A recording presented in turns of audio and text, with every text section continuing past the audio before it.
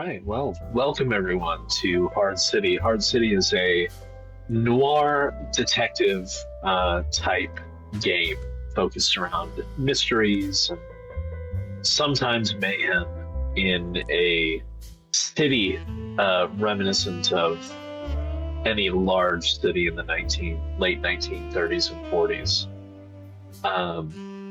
Because it's a relatively straightforward system, I thought it would be fun if we started off with character creation. So all of the characters, or all of the players, have blank character sheets, and we are going to build characters as we play together, which Hard City kind of encourages you to do. Jake, turn off your little finger. Player list, lower left. And basically the idea is the characters are going to take part in some kind of mystery or situation that they have to look into. Hard City, as it stands by itself, is not, as per our usual, connected to the Cthulhu mythos. There's no magic. This is just people in the 1940s in a noir type setting. So, for character creation, all of you have access to the journal and the character creation bit there. We're going to go through step by step. It is relatively quick, but there are some choices that you have to make. This is pretty much straight out of the book. Of course, first you have to visualize your character.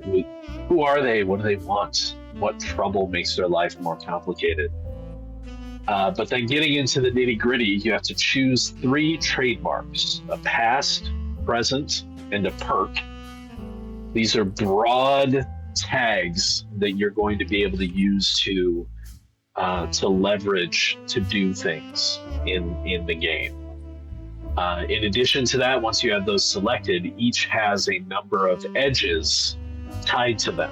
For example, if we look at a past, like academic, the very first past, it has the edges educated, research, bureaucracy, languages, bookworm, eye for detail, and puzzles.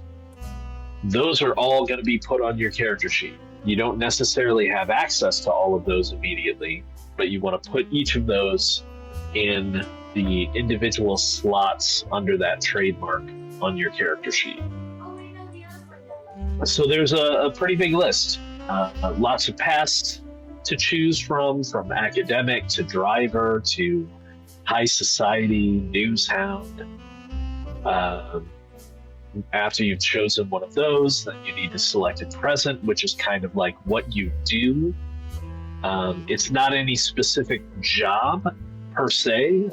You can kind of define your job how you choose. But it's things like, are you a charmer? Are you a finder? Are you a leader or investigator?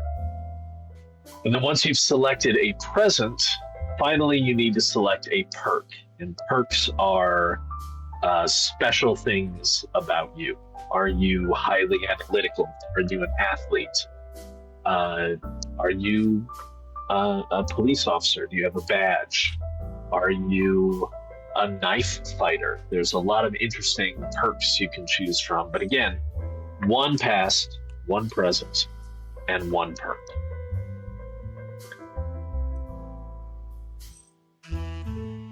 So, okay. Let's see. What do we got? Flea's made some choices. A criminal, a negotiator. That would be a terrible idea. It could be. There are no terrible ideas, right? Not I haven't really. seen some of my characters. Oh, I see what you've done.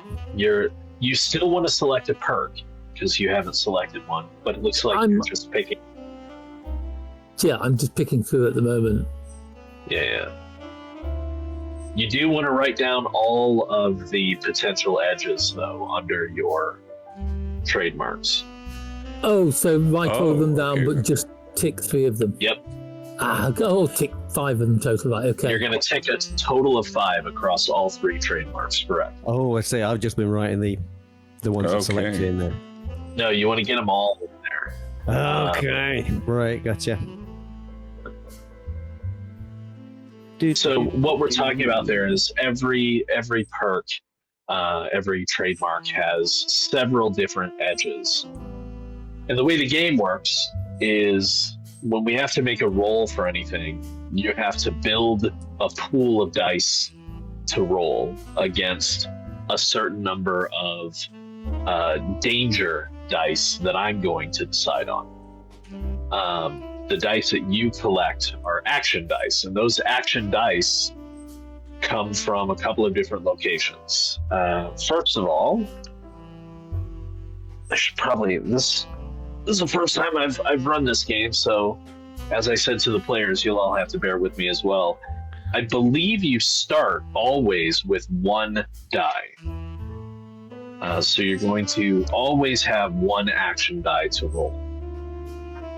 I noticed that the traits have both plus and negative aspects. Yeah, so the flaws are there as not necessarily, you don't have to write those down. Okay. Those are there to give you ideas when selecting 2 flaws later.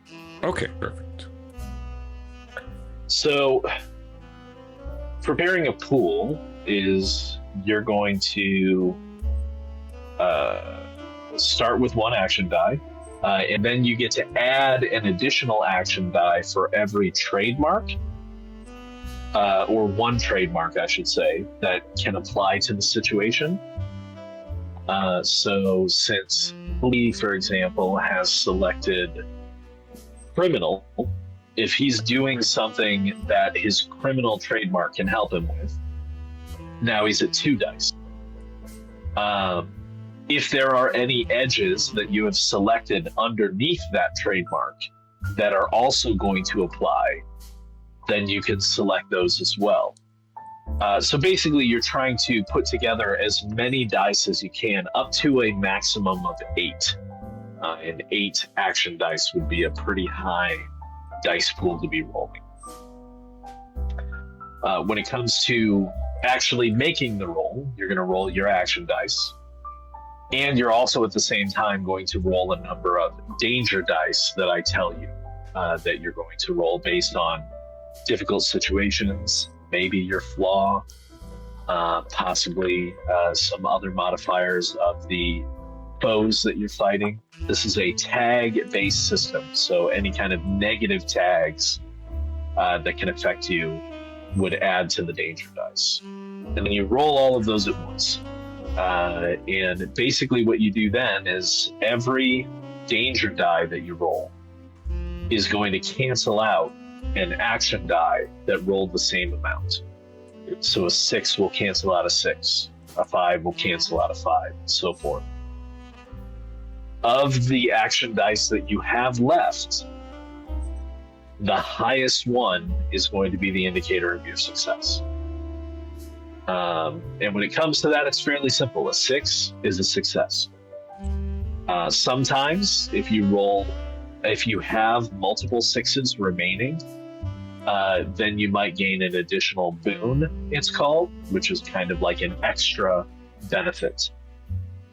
4 and 5 is a partial success. You achieve your goal, but oftentimes there's a price. That price may be you get angry, it may be an injury of some sort, it may be a loss of an item that you have, could be any number of things. A 3 or less is a failure. You don't succeed, things have gone wrong. You might be in a worse position. And then the absolute worst result you could possibly end up with is a situation where after removing all of your action dice with your danger dice, if the only action dice remaining are 1, so if you have like 1 or 2 1s left and that's it, then you have a botch, and that's very bad. The good thing is using our table, it's going to figure out all that for us. All we have to indicate is how many dice we're going to roll, which is nice.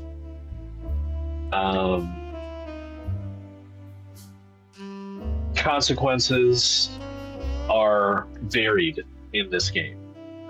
You have conditions that you can suffer, which then act as tags that can work against you. You can be injured, which also then act as tags that can be used against you. You don't have health in this game, per se. Instead, you actually take injuries. And the maximum number of injuries you can suffer are equal to your grit, which for all characters starts at 3. What's interesting about Hard City and similar games, because this is an existing system that is used in other games as well. But what's interesting is the injuries that you suffer generally have a level, right? They can be a minor injury, they can be a moderate injury or a severe injury. When you have suffered 3 severe injuries and you cannot upgrade an injury further, then you're out of it, right? You're out of the game, essentially. That could mean death. That could mean you're just horribly injured and no longer able to play. But it does effectively remove you from the current story, even if it doesn't necessarily mean the end for that particular character if you're playing a longer term game.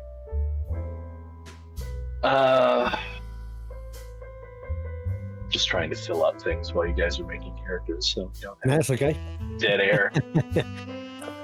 How are we doing on selections? I feeling think good? I've selected mine. Yep. Totally not sitting here with my tongue sticking out the corner of my mouth. Okay.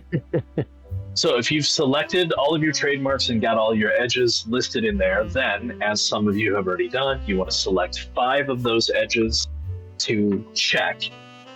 Those are the edges that you have access to for that trademark in terms of if you have to roll dice, right? So, Okay. Denny Coulson, which is That's me. Mark. Yeah. If you were going to use a gun to shoot somebody, then you could use button man and gun.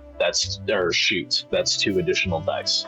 If you also had pistols and you were using a pistol, then you would use button man, shoot, and pistols. And it's 3 dice.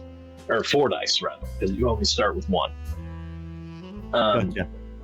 Generally, you can only use 1 trademark at a time, and the edges underneath that trademark. Okay, right. So if you're using your button man trademark, you don't get to use an edge from Defender. Yeah, gotcha. However, you can change that because you have another thing called Moxie. Everybody starts with 3 points of Moxie. It's on the upper left-hand corner of your character sheet. Yep. Above your conditions. So you start with 3 points. So if your current says 0, go ahead and increase that to 3. There should be, when you mouse over it, little plus and minus buttons where you can click that up to 3. I'm not going to start you at 0. That would be mean. But you start with 3 points of Moxie, and Moxie you can do a couple of different things with, which I will tell you if I find it. It's just literally on that page. Well, the first thing that I recall you can do with Moxie is you can use a point of Moxie to, a little luck, it's called. Basically, when you make a roll, and I'll just roll a random thing here. Let's say I've got 4 action dice and it's 2 danger dice. So we roll it all up. That's a success. So imagine it wasn't, right? Imagine I didn't have that 6 and instead it was 3 was the only die left.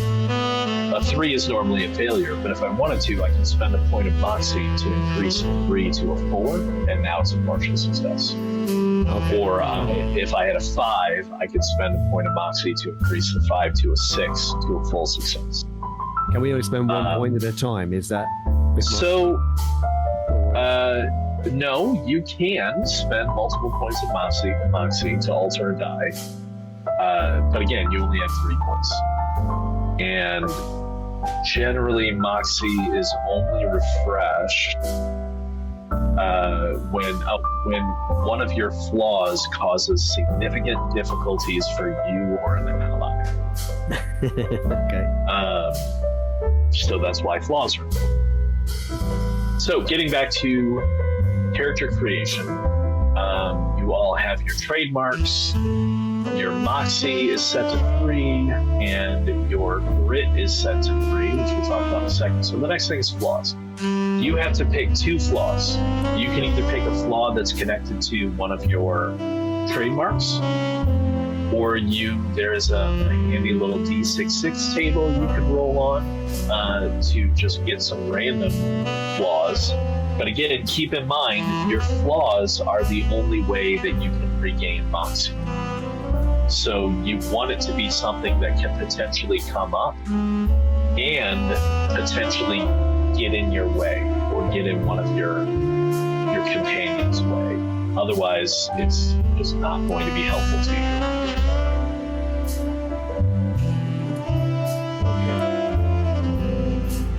So for those listening and watching, some flaws are things like booze hound. You drink too much, bar hop, and are rarely sober. Oh, what's that one? Booze hound. Well, that will fit with the idea I got for this character, so I'm going for that.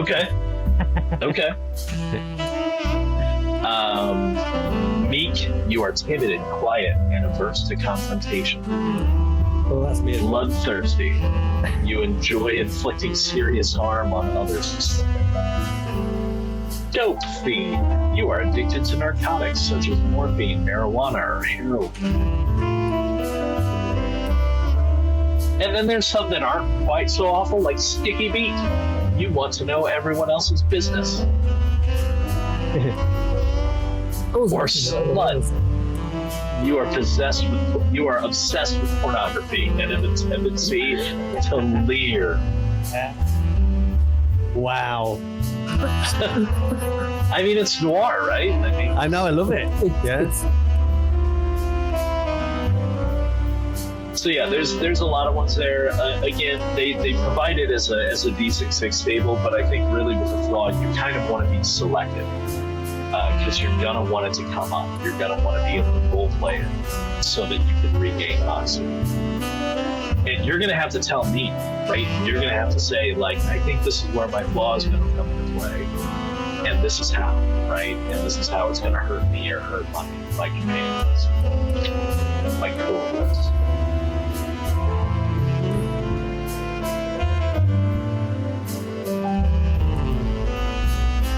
So while you guys are looking at flaws, after that, you also want to select a drive. And your drives are, pretty much exactly what they sound like. They're why you do things. Drives are motivating you to stalk the mean streets of the city when your son's in danger. There's altruistic drive. They give you some examples. I've included them in the character creation section. Altruistic drives, debt-related drives. You kind of come up with what you want your drive to be. A drive is probably not going to come up a lot because it doesn't really have a purpose like flaws do. So the whole point of a drive in the long-term Hard City game is to give the storyteller, the GM, or maybe director is a good term for the game master, since it's kind of like film noir. But regardless, for the GM, so that they have some idea of like what kind of cases to throw your way. And it's also a handy little thing to keep you involved, right? So I might look at a drive to encourage you to do things, much like drives are in other games like trailers, things like that. But there's no real mechanical reason to the drive. It's more of a role-playing thing. But after the drive, also still role-playing, but important, particularly for today, since we're playing a one-shot, is ties. They give you some sample ties. It is suggested that you have ties with at least 2 other player characters. But I did mention this to the players before we started streaming. In today's case, I want you to have a tie with one of your players' characters. But I also want you to have a tie with a gentleman named Gerald Sterling. So let's talk about Gerald for a second.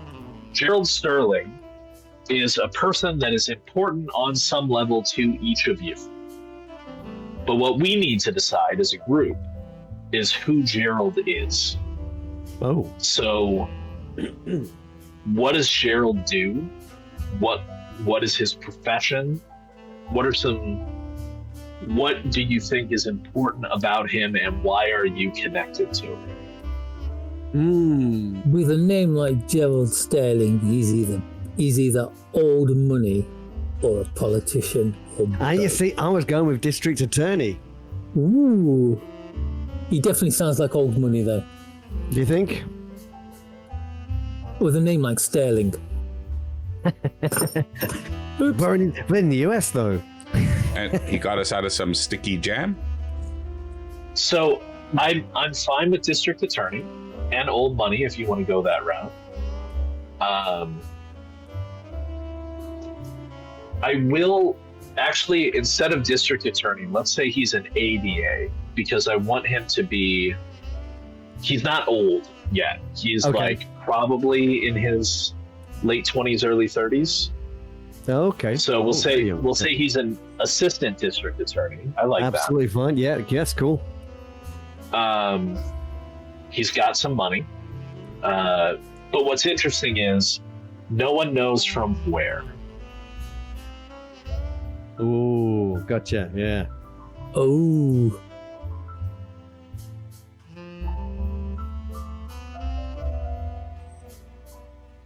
Because all of you would know as I almost said relations. You're not related unless you want to be. No, I don't want you to be related. I retract that. Okay. But you are friends with ADA Sterling, or maybe I think you said, Jake, he got you off for something. Yeah, it could be he did us a favor. He reduced something, or made something go away so that we didn't need to, But you have also all become more personal with him, even if you don't want to go to the full level of like friends. I will say that you all know that he is adopted. Maybe we were all part of the same role-playing group at some point. In the 40s. Role-playing hasn't been invented yet. Oh, yeah. Which is sad, really. They could have had some fun back then without like computers and TVs and stuff. But he is adopted, and his family is middle class, but he has money. Ooh, okay. Now, are we allowed to kind of come up with a reason as to why he might have money, or is that part of the mystery? No, that's going to be part of the mystery. You don't have to. Oh, okay. Why. It's just enough that you came up with that. I like it. And just for funsies, I will show you a picture of Gerald Sterling. How about that? We will also, I wonder if I give you ownership of him, it's not going to give you all of the pictures right away, is it? I hope not. Ownership, he's ours now. So, to image and title, well, just so you can open it up and look at him again. So there's Gerald Sterling. Hey, Gerald. He's a good-looking fella, is Gerald. I think that'll be Mr. Sterling to us. Nah, even Gerald to us. We're friends. Do you just have access to his picture in the journal, or do you have access to the rest of the pictures too? I just saw the one picture. Yeah, Good. Okay. So that's Gerald. So yeah, think about what your tie is to Gerald. I mean, like I said, in the tie section, they have some examples, some of which, you know, could be fun, but you don't necessarily have to use these.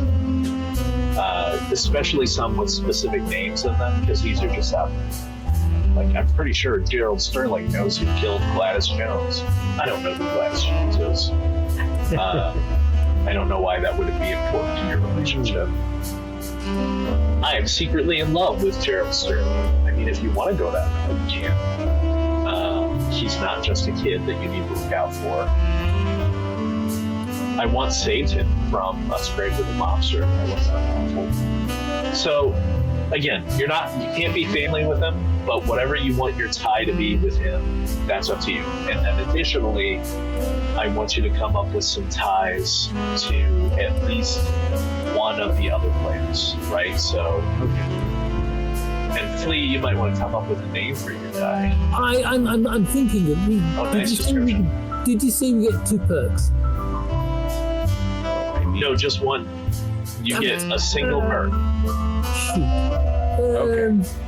So how about... Because again, the perk has edges associated with it. Brian, how about you share the name of the characters with me somewhere in chat? I will put them in under the player name descriptions. Oh no, I need a name now. Yep, I know the pressure is on. You must live up to your name. Okay. That. Do you need help, Lee? There's a handy roll table in the book. I'm thinking this guy was probably born in, it's the 40s at the moment, so he's probably born in the 20s. At least, yeah.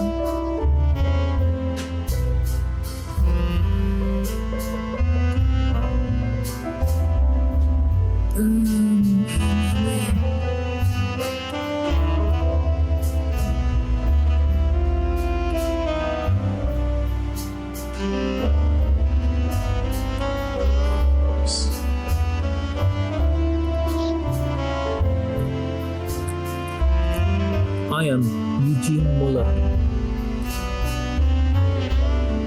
How do you spell that? E-U-G-E-N-A. M-U-L-L-E-R. M-U-L-L-E-R.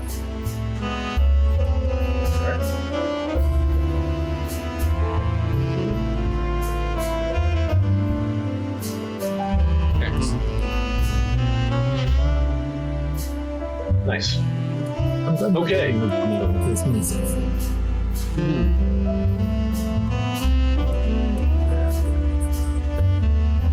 Eugene's got a full description plugged in there too. I've been doing that instead of rolling stats. I'm good like that. So, yeah, you still want to pick that perk though, because you might be able to use it, even if you're not going to take any of the edges underneath it. You have to make a decision on the perk. Oh, I've got. Let's have a look. Let's take. Well, it's one of your 5, no? The perk. No, so perk is a trademark, right? So it is one of the 3 trademarks that you select. And I see. You didn't choose this. Okay. Yes. Right, a perk has edges underneath it that you can potentially choose from.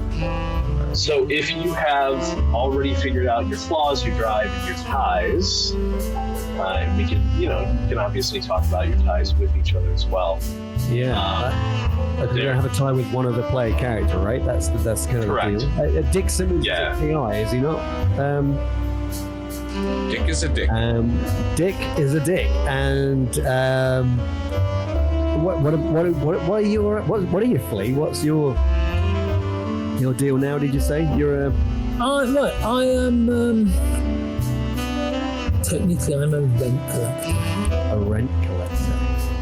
Okay. That's how you know me, because I owe you rent from my office space. I am a rent collector. Unfortunately, I am a rent collector for slightly less than saintly landlord, shall I say. Okay.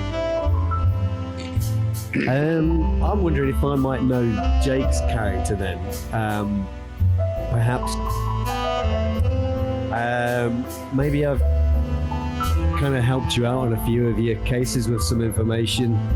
I think my character may have approached yours at some point, and it's just offered information for nothing, and it's kind of assisted you in some way, particularly when dealing with the mob, maybe.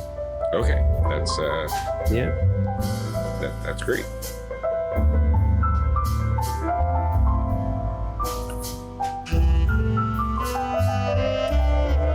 And I guess I could no flee from number one, my detective agency. It's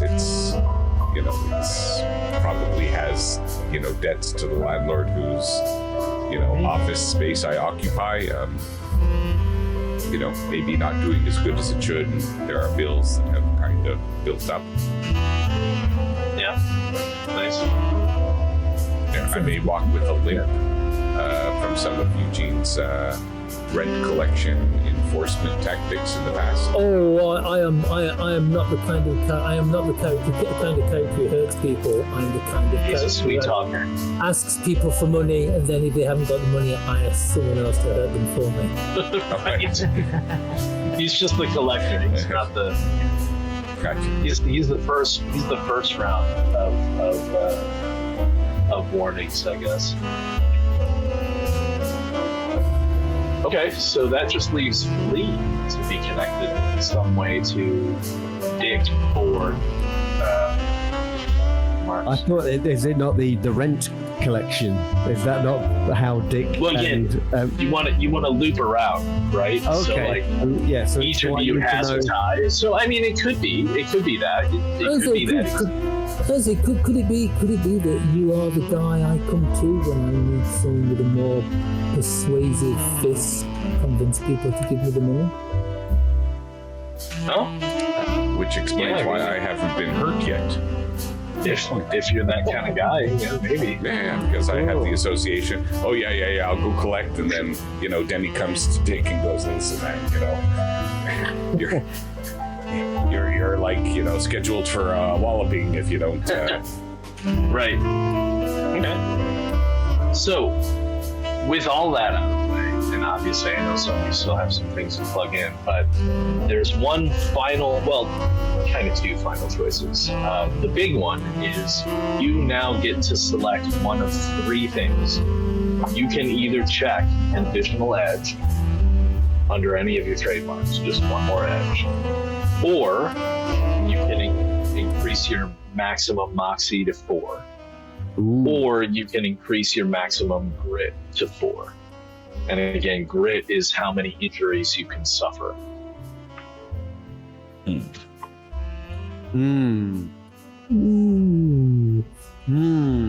Decisions. I know, right? Mm-hmm. I'm gonna take the grit. I think. Okay, you're gonna be tough. Yeah, I kind of figure. There's nothing wrong with that. I'm gonna take another moxie. I think. Wow. Okay. I was thinking of. Actually, I'm not taking the grit. I'm taking another edge. Let me pull that back. Got that one. Yeah, that's where I'm going. There we go. That's what I was thinking. I was thinking taking another edge because I'm not supposed to be. I'm not a fighter. I'm not supposed to be tough. I'm not supposed to be that cool. I'm just the guy who stands there wringing his hat in his hands, going, "But honestly, Miss Williams, you've got to pay this month. I can't let you have another one." So do you want to take another edge from your first 2 trademarks or from Everyman, since you selected that as your perk? Because Everyman has, you kind of have it in an edge slot. Everyman is actually the perk itself.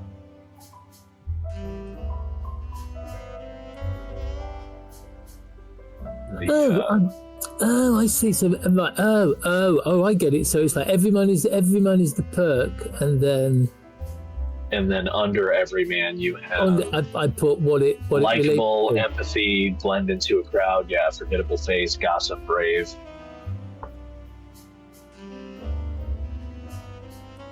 And also, I put little asterisks next to the one I chose for those. So that one's going to be empathy.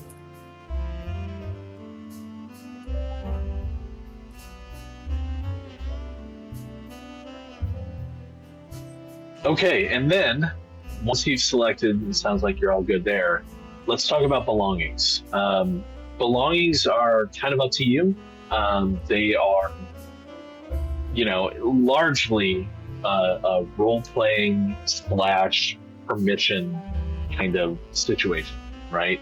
If you don't have a gun, you can't shoot someone, if that makes sense. Like, you have to have certain things to be able to do something. And you can have things within reason, right? Just to make it easy and to give you a limit, I'm going to say that each of you can select 6 things that you have. Whether it's a pistol or some brass knuckles or a nice trench coat and a trilby, just about whatever you can potentially think of. Maybe some cash, right? A wallet with some cash. So 6 things that are important to your character. Now, some of those things may potentially also have tags that can affect things. Usually that's going to be weapons. But sometimes, not always, it's other things like certain tools. If any of you are playing a doctor and you had a doctor's bag, you would get a bonus injury die or action die when you're treating injuries, right? Just things that make sense. Most weapons don't have additional tags, but some do have one. Like, I was chuckling to myself earlier when I saw the Molotov cocktail in the book, which is actually free. Just grab a rag and some alcohol. And it has the tags. Inaccurate, whoops, that's a danger die. Fire and 1 use, right? So it's all pretty easy to understand. If you pick something that you think might have a tag, just let me know and we can talk about that. It's not, hard to find. But if you have things that you want to be able to do, like if you want to have a weapon, then write down a weapon. If you want to have a flashlight, because it is to the point in time where flashlights would be available, if not, all over the place, then sure, you can have a flashlight. If you think your character should have lockpicks, you should write that down. Things that you think are important to playing the character the way you want to.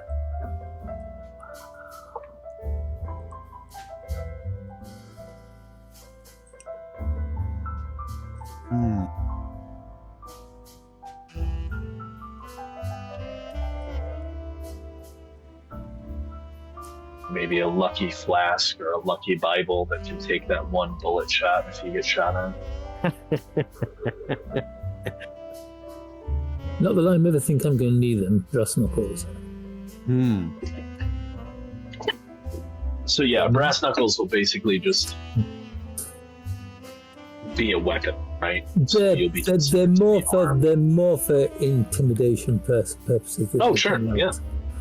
Because the way I'm seeing this guy, he's like 5'8". Sure. Really thin, really pale. Hey, I'm 5'9". I can be intimidating. Yeah. Right, or if you want to have like a vehicle, make sure you write that down.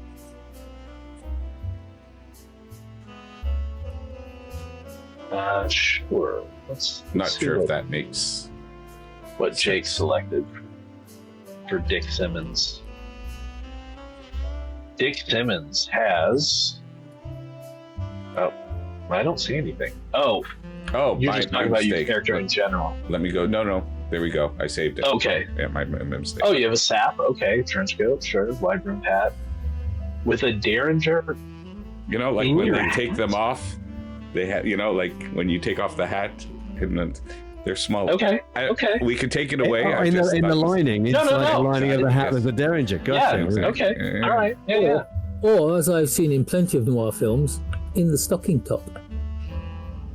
I don't think he wears them. I mean, I don't know, but I mean, that's not the impression I'm getting from Dick Simmons. Right. To be honest. Sock suspenders. Sock suspenders. Okay. Yep, you got your 5 edges. Oh, and your current Moxie is going to start at your max, so 4. So yeah. Okay. Oh, I see. Yes. Alrighty then. Oh, we got a 38 revolver. Yeah. Flask. Nice. And again, if you want to, within reason, if you want to go somewhere and buy something in the game too, I mean, you certainly can. Yeah, but I don't think we need to add like box of we'll matches. see what happens. Yeah. No. Oh, it's gonna have cigarettes. Obviously, we're all gonna have cigarettes. It's film noir, mate. We don't have a choice in that. We're all smokers. Yeah, it's unfortunate, but I think you're right. I don't think you have a choice. I think that's just required. They were healthy back in the 40s. Cigarettes, apparently. That's what they said. Yeah. All the heroes in all the best films smoked, and not one of them coughed once.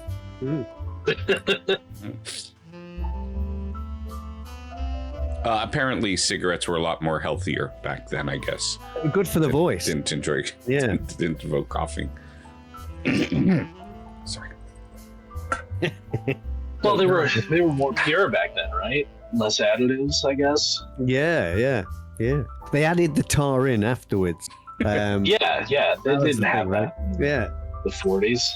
Yeah. Why would you Sure. put tar in a cigarette? It's ridiculous. It's crazy. Modern ideas, they'll never catch on. I know, right? That's why everybody vapes nowadays, right? I know, right? Well, at least prohibition's ended. Yeah. 1, 2, 3, 4. I'm Okay, taking a is notepad. everybody- I'm taking a notepad and pencil as one item. Is that okay? Yeah, that's fine. Because he's going to need some way to move across the city while he's doing his work. Bicycle. Okay. So we're not going to have too many high-speed chases in this game. I'm actually just laughing at Brit's comments in the chat. It's like Not what we're doing here. legs like hummingbirds' wings. 1, 2, 3, 4, Very 5. fragile. What? That's Small and fragile. If I that describes my pretty well. Brightly coloured. Maybe All I should right. put him in a yellow suit. Oh, I need one more. Are you feeling good about where you're at with your characters, or? I haven't chosen 6 belongings yet, but I maybe Oh, something. okay. Maybe something will come to me during. Yeah, the I mean, if something comes to you, that's fine. I'm going to go for a pocket flashlight. Are we ready for character introductions? And do I have to go last again? It depends. Is everybody ready? Because if you are, I think I'm going to change the music a little bit for us. Ooh.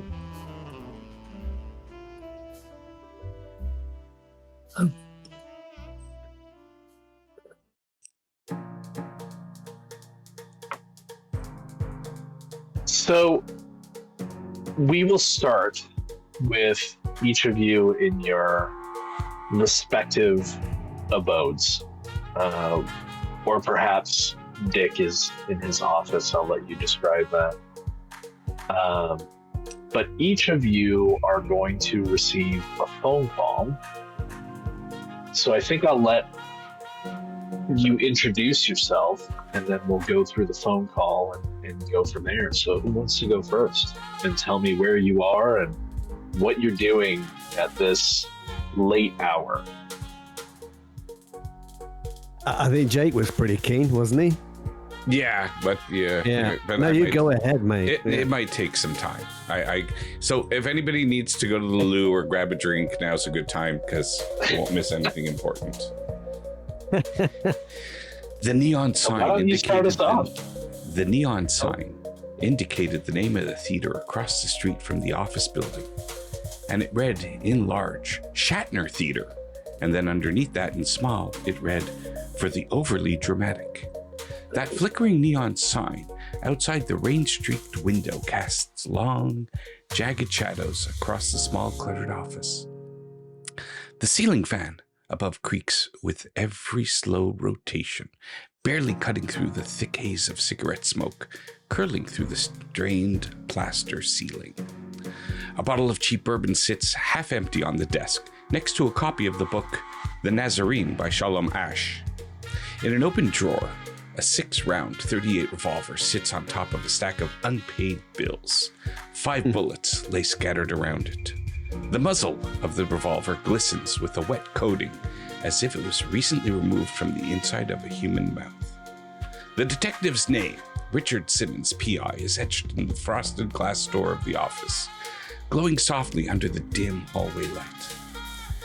Richard leans himself back in his battered leather chair, hat tipped over low over his tired eyes. His trench coat is draped over the chair's back, and the wrinkles in his shirt tell stories of long nights and bad decisions. He takes a slow drag of his cigarette, the ember burning red against the shadows, while his hands are shaking. Then, 3 sharp knocks at the door. He doesn't move right away. The kind of people who come knocking at this hour are either desperate or dangerous. Probably both. And he thinks to himself, trouble always comes in the middle of the night. I know this from my time as a detective for the Hard City Police Force. Unfortunately, word got out about my predilection for exercising in shorts and a tank top in front of groups of pensioners, and this did not sit well with the upper brass, and I was subsequently forced out of the force. So I know from the sound of those knocks, she wasn't just trouble. She was the kind you don't walk away from. The door creaks open, and there she is, silhouetted against the dim light, dripping from the rain, a figure wrapped in mystery and a dress that costs more than this office's rent. I exhale the smoke from the cigarette, lean forward, and gesture to the chair in front of the desk. All right, lady, my enemies call me Dick, but my friends call me Asshole, and I'm about to show you why. The bracelet on your wrist with that little emblem charm on it indicates that you belong to the Order of Nurses. The clothes that you wear indicate that you are not dependent on any gainful employment. The tick in your eye indicates an addiction that has not been satiated in a while. And the recent news in the papers of a missing drug shipment from the General Hospital can only mean that you were relying on that shipment for your own purposes. Now you want me to investigate the missing drug shipment and report my findings directly back to you. But maybe you got more to this story, so let's hear it. Oh wait, hang on. The phone is ringing. End scene. All right. So, yeah, your phone is ringing. I pick it up. Dick Simmons. Is this Detective Simmons? I'm not allowed to call myself detective anymore. Since I got let go from the force, now it's just P.I. Simmons. Oh, yeah, I have a patient in the hospital who's, well, he requested the help of a few people. Your name was mentioned before he lost consciousness. Unfortunately, he's currently in a coma. That's an interesting coincidence. I have a nurse in my office. I thought it was your mum. Okay, I thought it was What's the name of this patient? His identification says Gerald Sterling. Gerald Sterling. Is that the ADA? I only know one Gerald Sterling, and he is an ADA. Listen, Dame, looks like I picked up another case that may be related to yours. I'll call you when I have anything. And I dismiss her. The woman who didn't say anything. Not yet. Oh, I already sussed her up. I know exactly what she wants. Oh, sure. Yeah, of course. So yeah, would you say that Dick Simmons lives in the nice part of town or not? The office isn't in the nice part of town. It's across from the Shatner Theater. Well, sure. So yeah, your office, if that's where you are this night, is probably in, I would imagine it's probably in Bridgetown. Bridgetown is kind of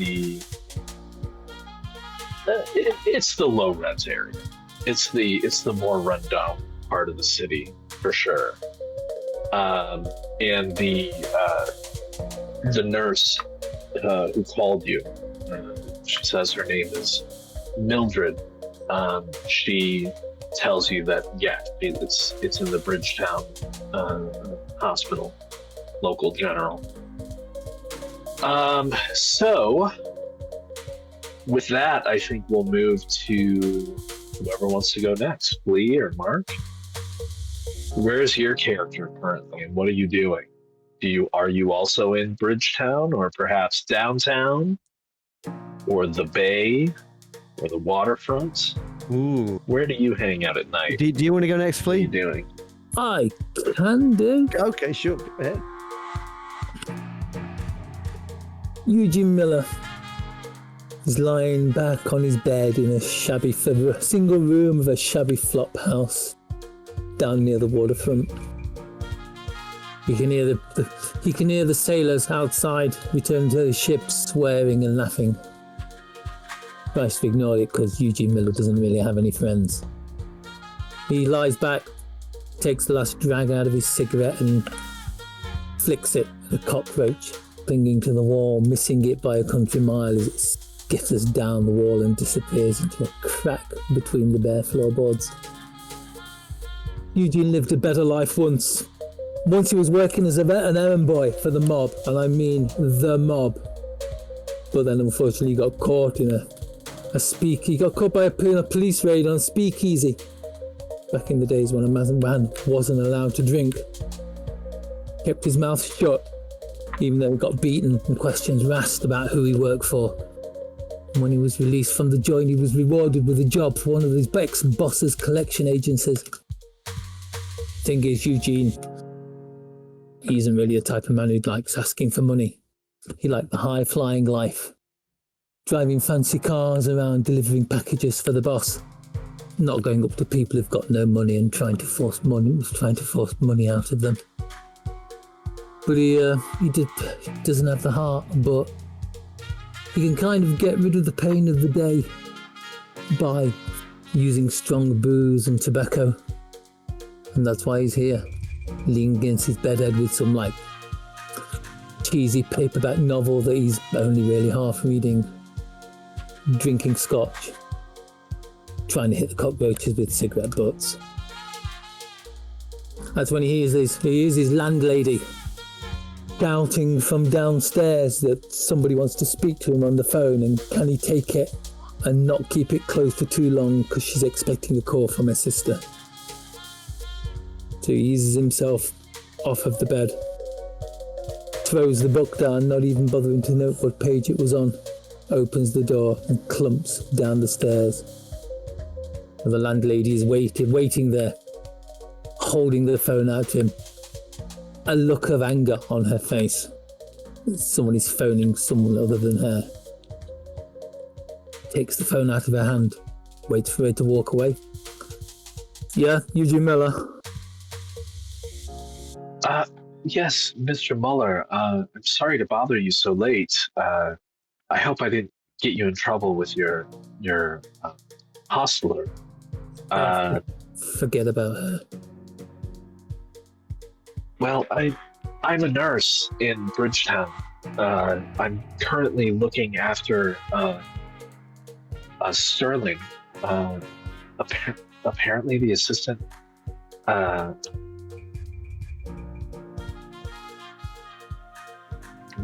Why did I just forget what he is? What is ADA? The stand assistant for? district attorney. Yes, Yeah, the there you go. assistant district attorney. Wow, my brain just shut off. At the mention of nurse, for some reason, Eugene kind of like jams the phone under his shoulder and straightens his tie up that he's loosened off. And yes, I was surprised to get a phone code for the waterfront, but apparently the assistant district attorney has asked for you personally. He was brought in a bad way and asked for you and a couple of other men before he lost consciousness. Can you come to the hospital? No, thank you for letting me know, nurse. I'll get started. I'll make my way there right this instant. Okay. And last but not least, Mark. So I guess Denny is asleep or passed out on his bed. He's in Bridgetown in a flop house, an old apartment. It's probably paid for with the last of the money that he has. He seems to be kind of twitching a little bit as he sleeps, and then he suddenly sits bolt upright with a start. Sweat is running down his face. He's wearing just his pants. I'm going to say that in the American pants. He's wearing his trousers. The braces, or suspenders, as they like to call them in the US, are kind of hung down around his waist. He's just wearing a vest on his top. And it's kind of a little bit stained, probably from some drinks or whatever that he's had the night before. He reaches up to the dressing table at the side of him, or the nightstand, and grabs a pack of cigarettes, shakes one out, and lights that. Sits on the side of his bed, breathing kind of heavily and wiping the sweat off his brow and out of his hair. His eyes are all bloodshot. He has a permanent 5 o'clock shadow that it seems right now. He's quite fine features, or he would have done at one point, but he's looking pretty disheveled. His hair's probably longer than it should be right now. He's definitely not looking his best. And he jumps when the phone rings. And he goes to answer the phone. Hello? Hello, Mr. Coulson? Yeah, that's me. Yes, sorry to bother you so late. I'm calling from the Bridgetown General. We have a man here. He's been very badly beaten. He said your name before he lost consciousness. His identification says Sterling, Gerald Sterling. You sure he was asking for me? Yes, he asked for you and a couple of other men. He seemed, he'd been beaten, so clearly not well.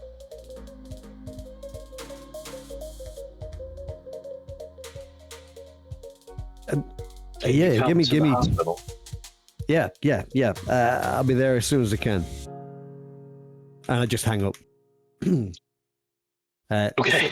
Sit back on the bed, take another long drag on the cigarette, wondering what the hell. And then I'll go throw the old shirt on, grab my jacket and a tie, and I'll be leaving the apartment while doing up the tie loosely. Okay. So, all of you show up at the hospital.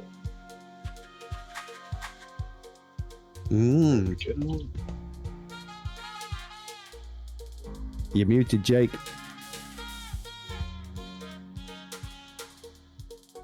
Better. Colson, I promise I'll get the money for the rent. I just picked up a new case. It's got a high value price tag on it. The rent money will come. Don't worry, man. An elaborate ruse to get me to meet you for rent money, though, man.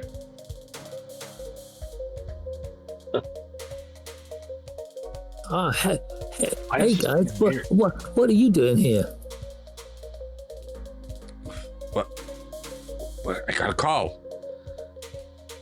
Sorry, where are we, in the hospital or in the room? You should be in the hospital. I just showed a picture. Hopefully you see the picture. Yeah, and that actually shared it with everybody else. Sorry. Yeah. So yeah, you've got I'm deliberately not looking. I've clicked on Gerald. Yeah. I can't look. I'm too busy taking my bicycle. So, All right. I've turned it on for everybody. Perfect. Okay. So let me just. Why is it? I can't select one thing by itself. You can, but you don't select it from. You select it from the left side, from the menu, not from the Yeah, right I am side. selecting it from the left side, and it's selecting everything. A lot of them in twos for some weird reason. Can you just display the picture to us instead of? Yeah.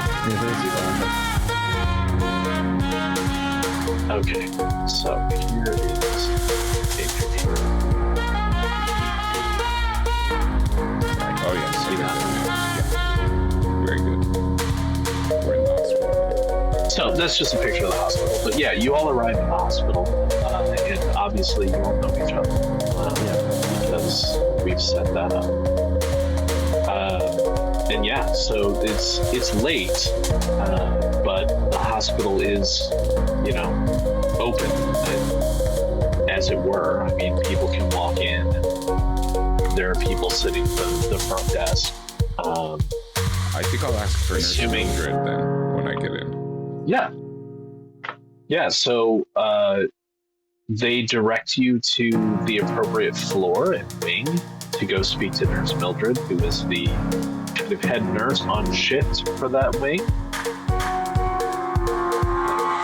course, I've been chauffeur as well.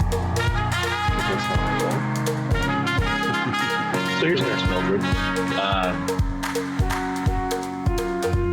And she's got a name tag on. Her last name is actually Schmidt. Mildred Schmidt. But yeah, she just goes by Nurse Mildred. And as you approach, she steps out from behind the kind of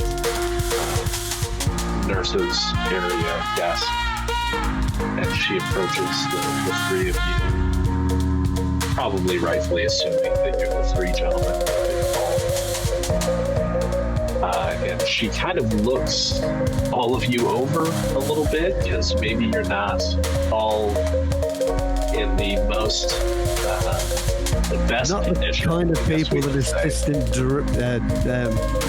I forgot what it is. District attorney might associate with. District attorney, right? More like the kind of people ADA, yeah. Assistant attorney might be dealing with Yeah. in another capacity. Yes.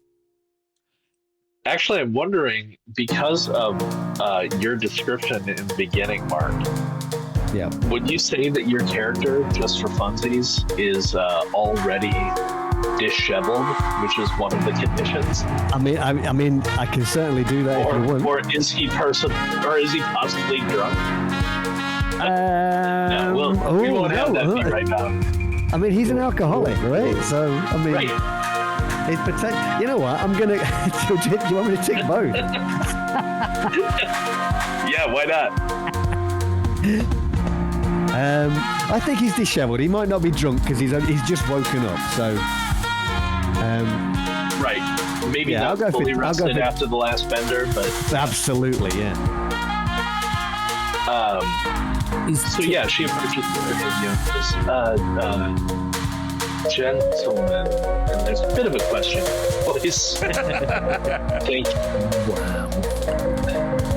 Thank you all for coming. I didn't know who else to contact. He didn't have any kind of card or anything in his wallet, just his identification and, whatever money he had on him. But he's in a bad way, and she She kind of waves to the side and leads you down the hall, down through the wing to a room where, yeah, sure enough, there is your friend, depending upon your connection to him, Gerald Sterling, in the bed. He is badly beat, purple and red all over his face. He's got bandages on his arms. The nurse kind of gives you an overview, discussing things like, which may not mean anything to all of you individually in terms of like contusions on the chest cavity and blah blah blah and all this stuff. And just lays out for you that yeah, he was brought in by a local beat cop who had been on his beat and came upon this man, apparently the ADA, in the park and had been thoroughly beaten. That's all we know. He was unconscious when they brought him in. He woke up briefly while we were trying to stabilize him and get him in a way where he can begin to recover. And he mentioned the three of you, and then promptly lost consciousness again. So glancing across at the bed, I take it he's just still out cold then. That's yeah, he is not responsive.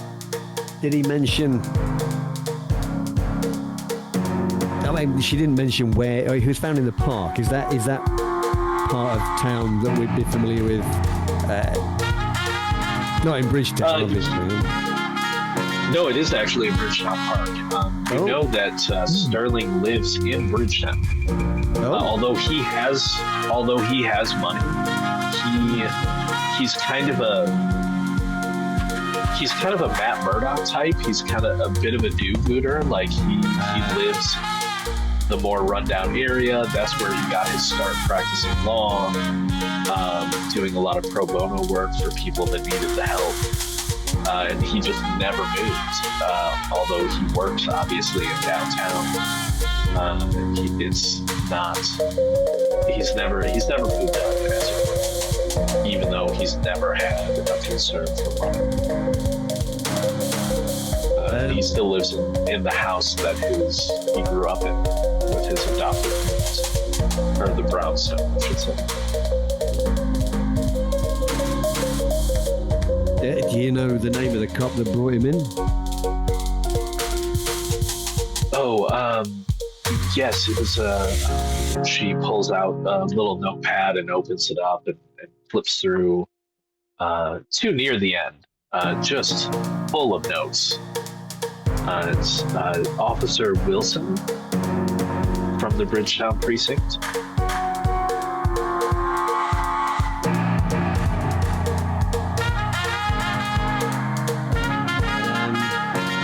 I'm going to walk up a bit closer and have a look at Mr. Sterling. I'm like, oh, wow, someone's really done a number on him. Leaning a bit closer and trying to get a better view. What do you mean, Muller? Did he owe you rent? What, me? No, this has nothing to do with me. Why'd he call you has that Muller with your goon, Colson?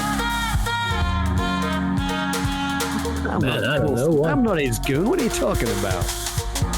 Has Muller ever been present while somebody who didn't pay up was dealt with by someone he had to contact, or is he just never there? He just no, I think he would have been, because he'd need to be there to handle the money, wouldn't he?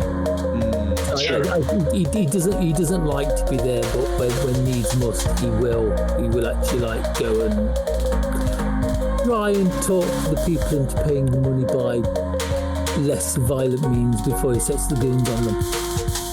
Sure. So, tell you what, I'd like you to construct a dice pool with anything that you think might be relevant with regards to that kind of background of being like a collector and having seen some of these events. Possibly...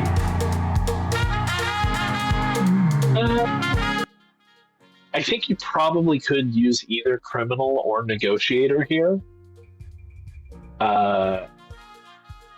If you use negotiator, you might be able to add make a deal. I'd be okay with that. I think negotiator would be best because I really, really only just skimmed across criminal. Sure. So you start with 1 die. You're going to get 1 for negotiator, 1 for make a deal, and I'm going to give you a single danger die for this roll. So 3 action die, 1 danger die. Let's see what you get. I'm good with that. 3 and.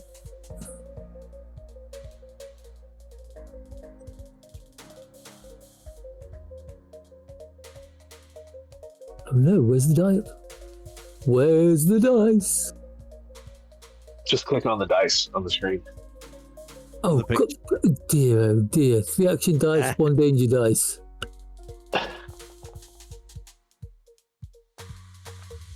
Oh. Okay, so partial success. Yeah. Do you want to spend Moxie to improve that, or are you good with partial? It's up to you. We're only just starting, so I will spend the Moxie. Okay, so yeah, reduce your Moxie. We will call that a 6, so that's a complete success. So as you're looking over Sterling, based on your experience with collections, and unfortunately having to see the well, let's not beat around the bush. Having to see people get roughed up. In your expert opinion, Sterling was not just being roughed up. He looks like either the people that did this to him don't know what they're doing, or they were trying to hurt him very badly long term, almost to remove him from the table, as it were, right?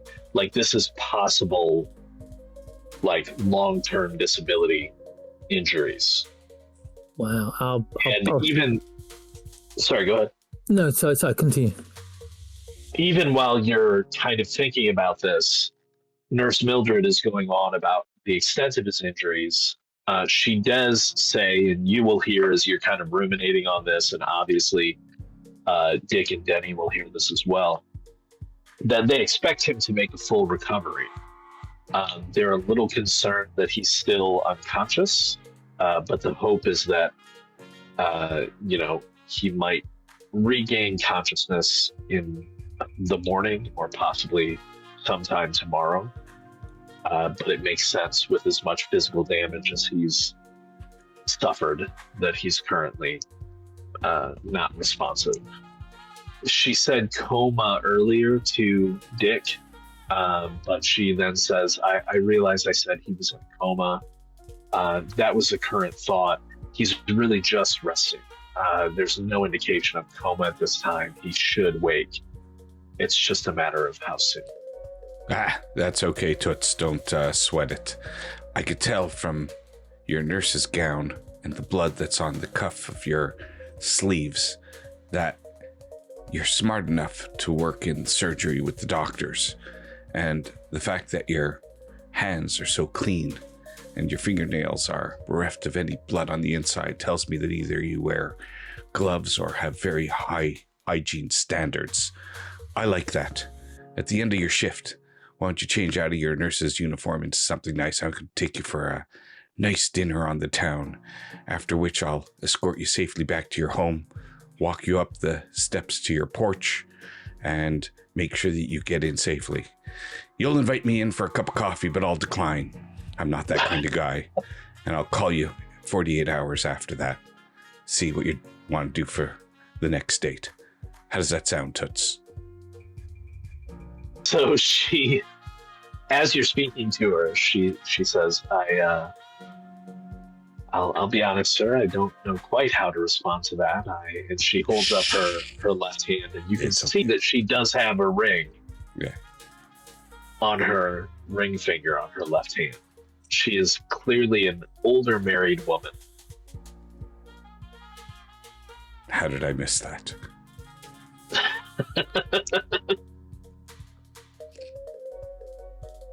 Always miss something, huh? I guess there's a flaw. So, what do you guys want to do? Do you have any other questions for Nurse Mildred, or? No, I think I've seen all the things I need to see. I don't think asking questions will help. I mean, it's like, oh, what time was he brought in? What time did they find him? Oh, that's a good question. She says, really, he was just brought in about an hour before I was able to get free and call you. So, still evening. It would have been dark. Well, we'll have to check his belongings, of course. Are they over there in the little cabinet beside his bed? Yes. By all means. I'm going to go through and look for the keys to his apartment to grab those. Okay, yeah. You find the keys to his house.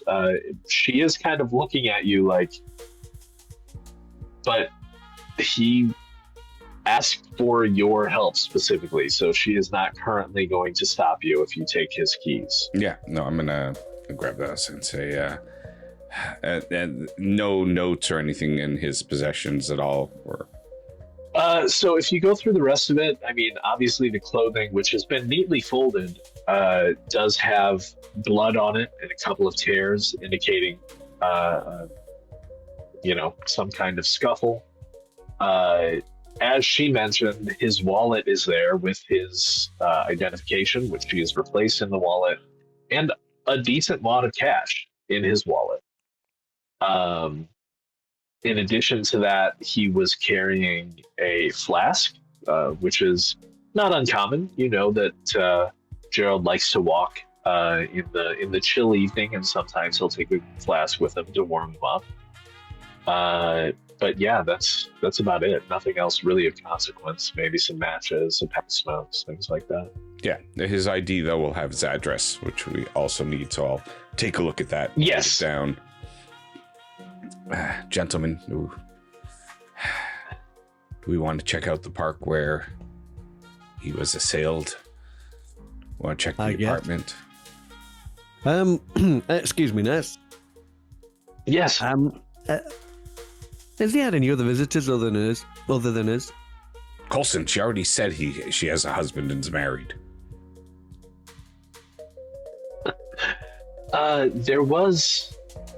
There was a gentleman that came up to the floor. She looks very... It's like she doesn't know what to say. She's like, I saw him briefly. This was shortly after Mr. Sterling was brought in. I'm very tired. You understand. It's been a long day. And unfortunately, I'm pulling a double shift, so I'm here until the morning shift arrives. Okay. Is she looking a little bit apprehensive? Yes. Like she's withholding information. Is the deal? Yes. Okay. Interesting. Was this gentleman, was he well dressed? Yes, he was perhaps not as well dressed as the DA's attire, but he was, well, if you'll pardon me, he was better dressed than any of you. Harsh but fair. Yeah. Considering. As she says that, I look down at myself and I give her a weak smile. Had you seen this gentleman? Anything out of her? Oh, okay. Go ahead. Ask that question. I love it. Have you seen this gentleman before? So, when you ask if she has seen the gentleman before, she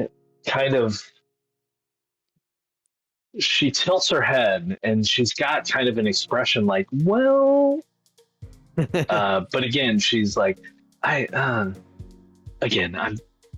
tired. I don't know that I mean, I can't possibly have.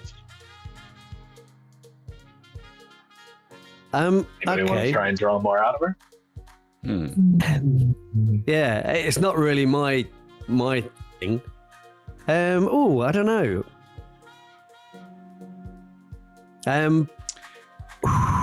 If you get to the verge of saying try to see if she's lying or?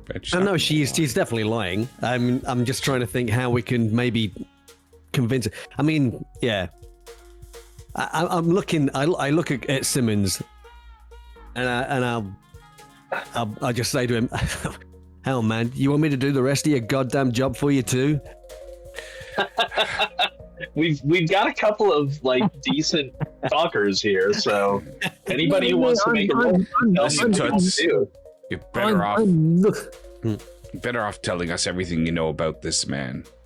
I mean, I think I'm the best dressed out of all three of us here. Yeah, maybe it's a little disheveled.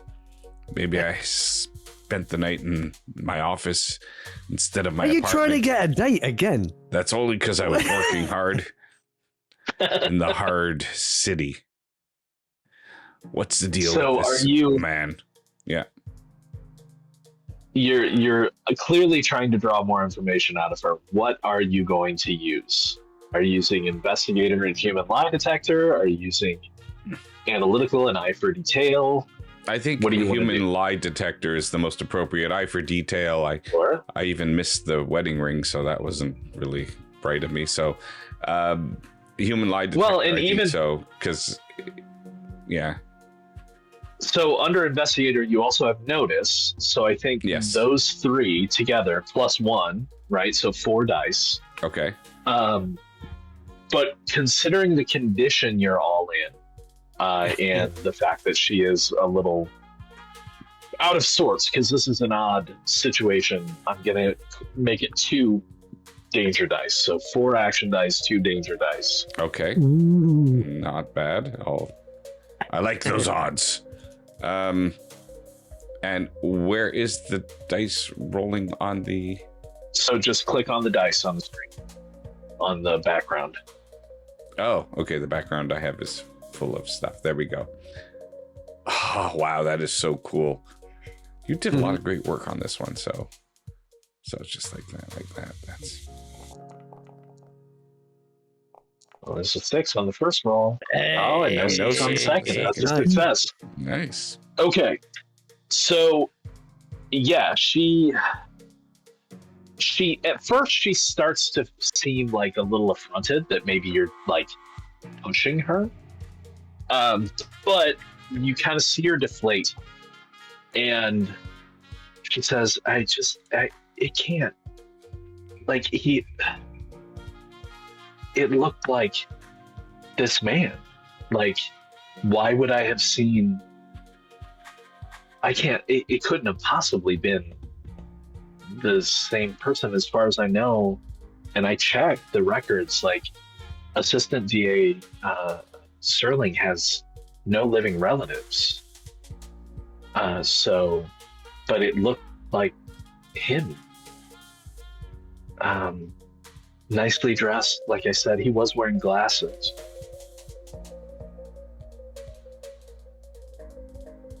And Sterling doesn't wear glasses. Mm-hmm.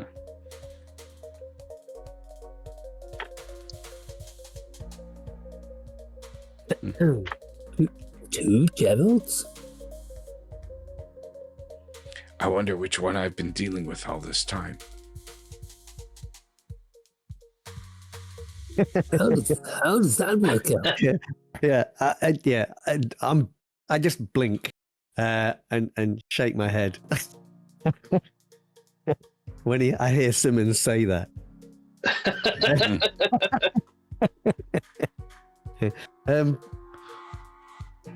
Okay. I just mumble, "Thanks, ma'am," to the nurse. And I'll start making my way towards the exit. Hey, Toots, if you change your mind, you know how to find me. And I'll make my way towards the exit as well. Oh. You coming, Muller?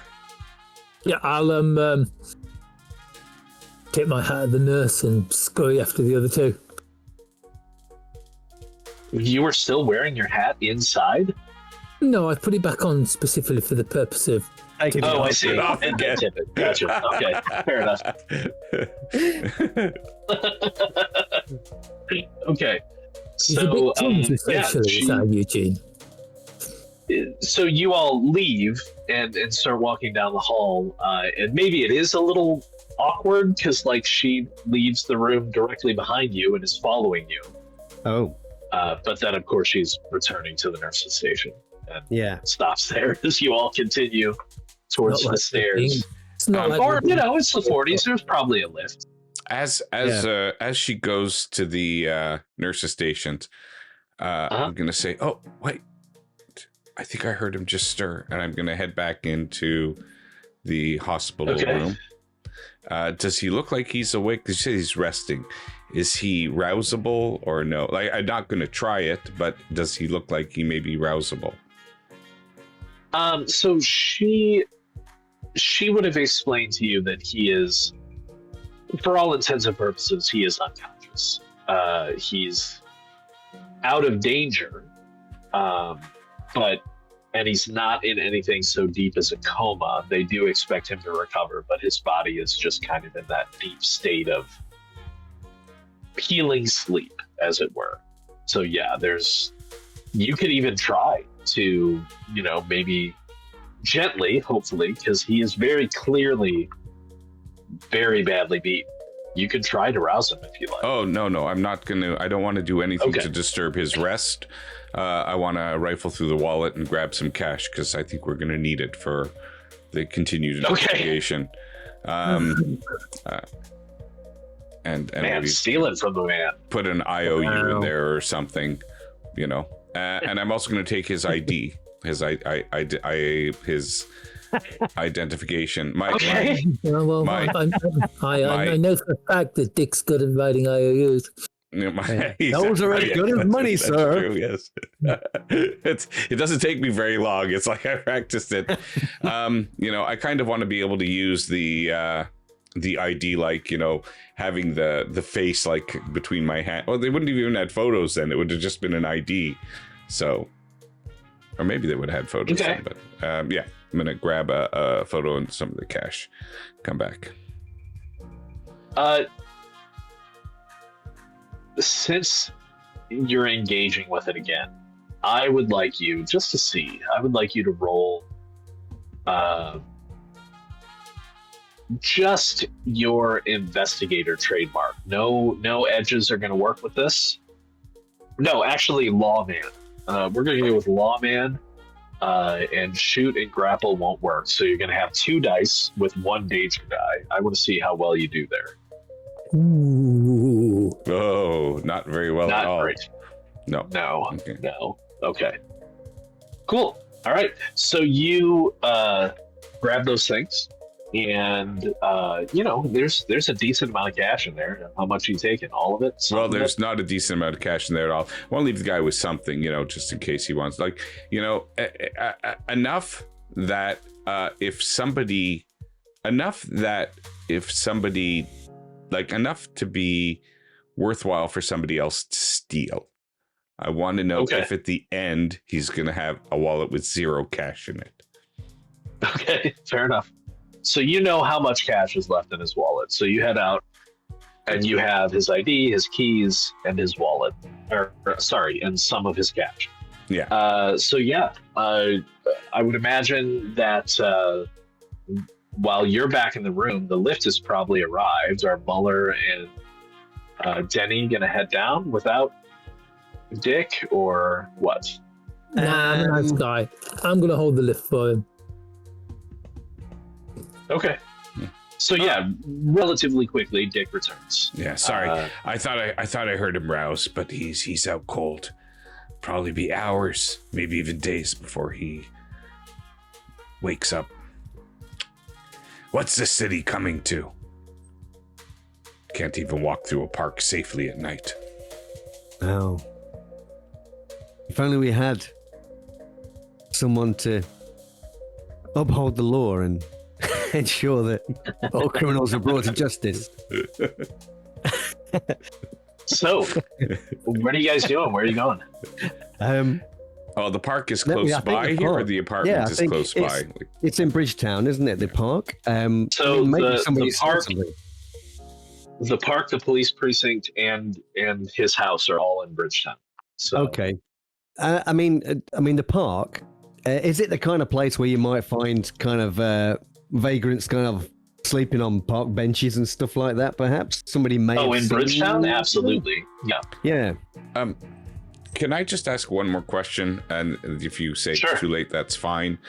But was he wearing a wristwatch, or did his hand have the shadow, let's say, of shadow mark of a wristwatch, from being on there, like the sun would tan around the wristwatch and stuff? No. So you actually know from experience with Gerald, because you've all engaged with him in the past. Again, you all know he has money, but you also know that he lives rather unpretentiously. One thing that always stands out about Gerald, though, is he does not wear those kind of newfangled wristwatches. Instead, he uses a pocket watch. Okay. And his pocket watch has always stood out to all three of you as being very fine, likely very expensive. So, was there any engraving on the pocket watch in his belongings that I could have read? Well, you don't know. You've never held his pocket watch. No, I'm saying in the hospital, or it's not there. As I've just said, you don't know. You've never held his pocket watch. Okay, very good. I think his pocket watch was amongst his belongings. It was not, no. It was not. Oh. So that's what okay. So yeah. So we have potentially we have something that we could watch out for. And I see what you did there. Just doing my job, Coulson. So did I, and I'd like to apologize to the viewers.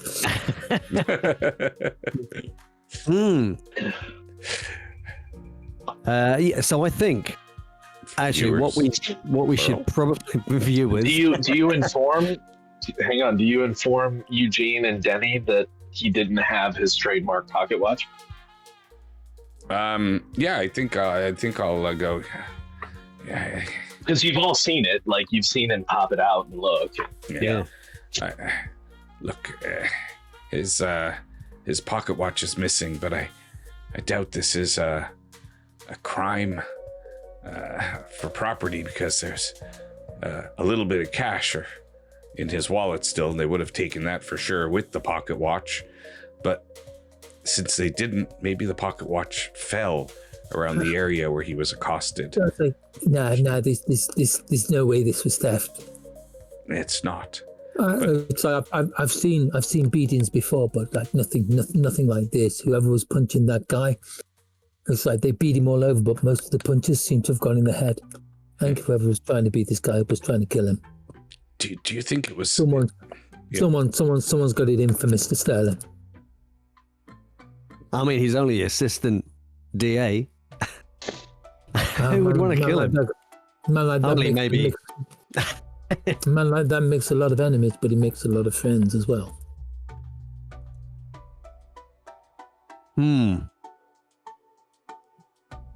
Well, I figure maybe we ought to go and talk to this beat cop, Wilson. Find out where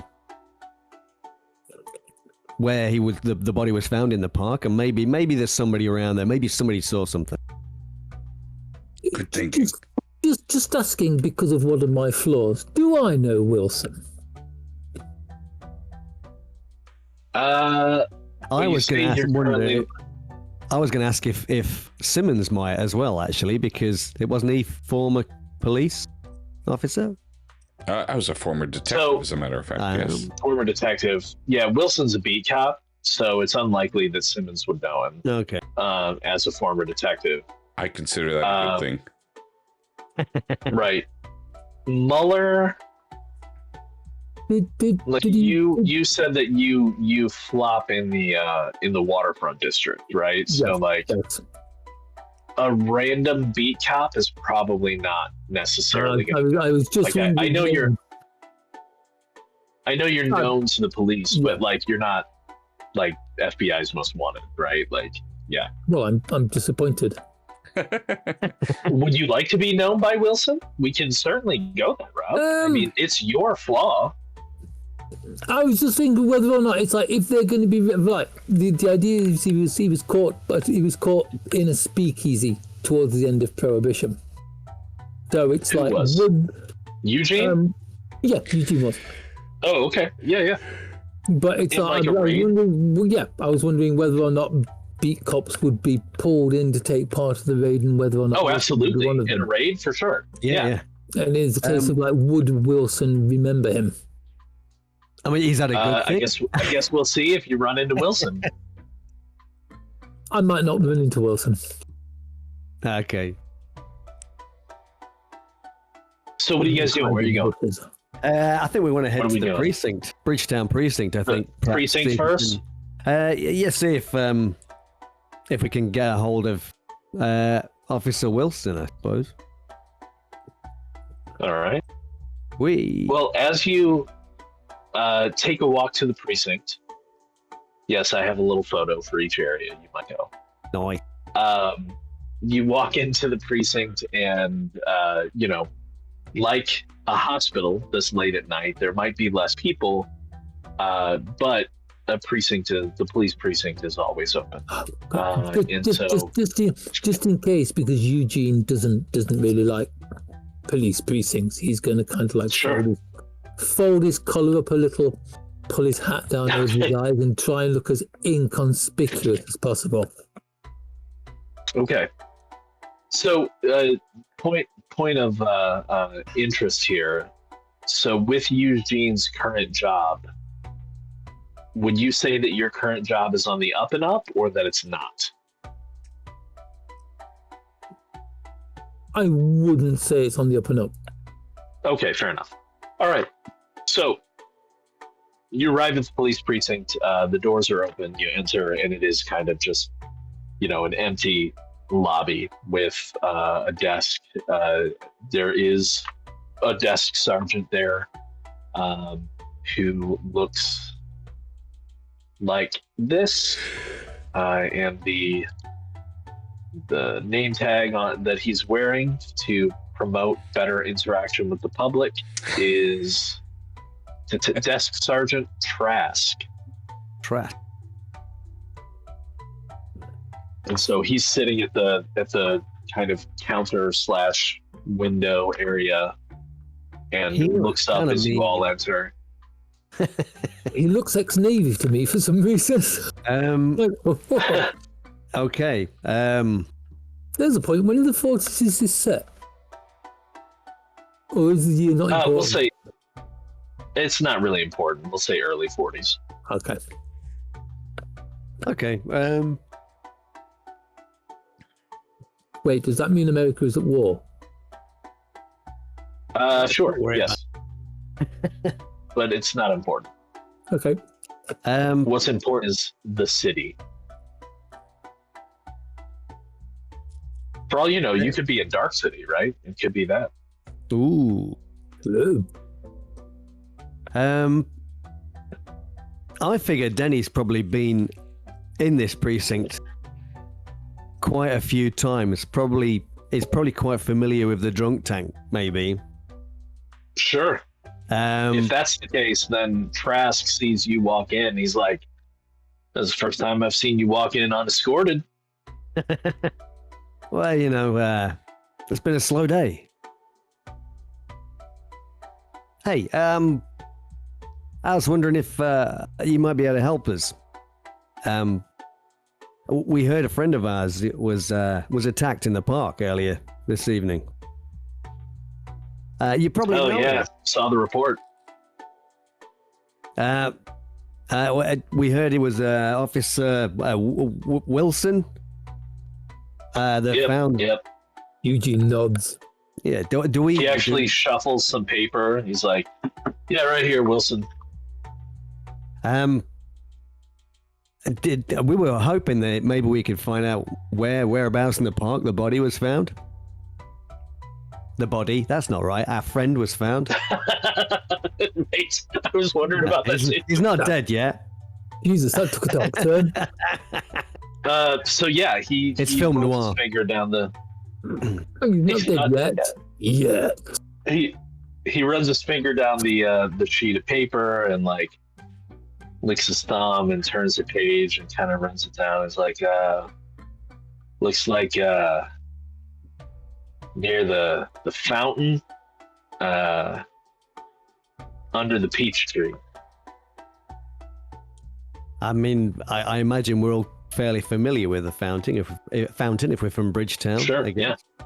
Mm-hmm. Oh. Is it quite an open spot? Is it lit around that area at night? Oh, well, Trask would have to tell you this. You would know. Yeah, we would know, so yeah. the park it does have lights.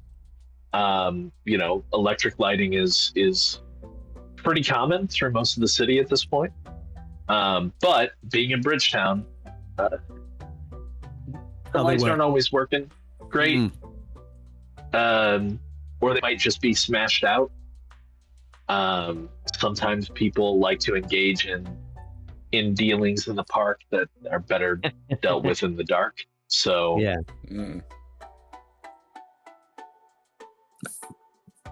Okay.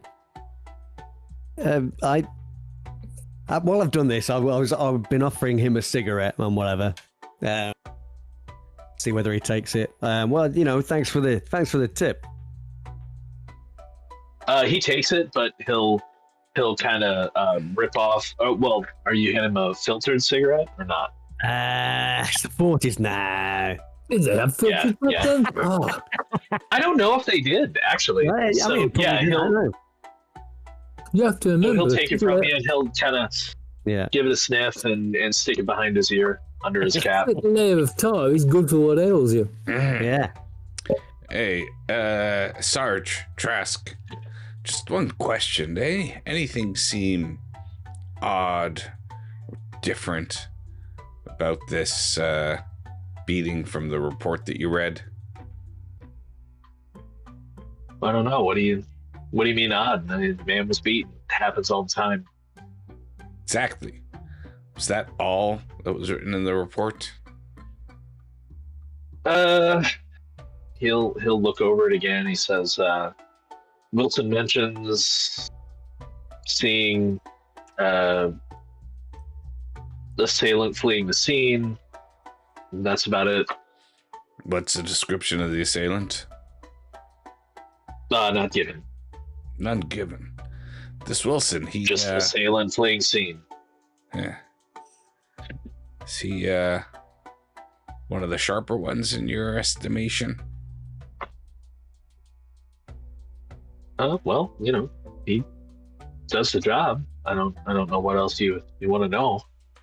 I want to get my focus fixed though. Like maybe one day it'll happen. He's not dumb. Well, that's something. Is he on a beat right now? No, he's off shift. He won't be back in until afternoon tomorrow.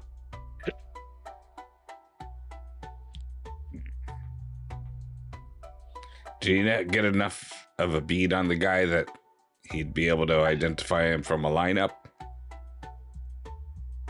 I mean, you'd have to ask him. Certainly would.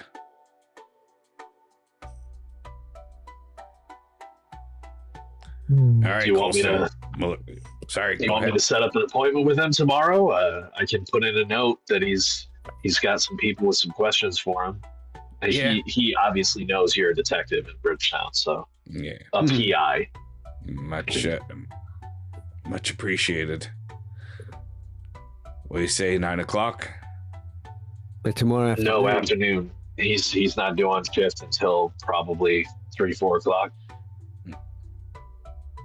Just testing you. All right, 3 o'clock then.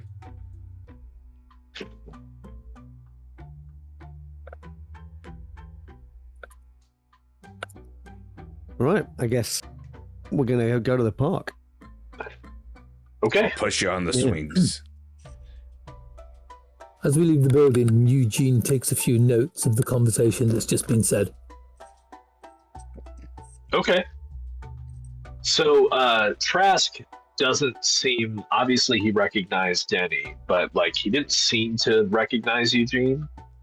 But he also wasn't looking at any of he didn't appear to be looking at any of the rap tweets or, look out for these people kind of things. He was just engaging with the conversation. So This has nothing to do with Eugene's slight paranoia around police. sure. Ooh, nice. All right. So picture of the park. Yeah. Yeah. I guess we'll enter into the park and take the path towards the fountain, I suppose. Okay.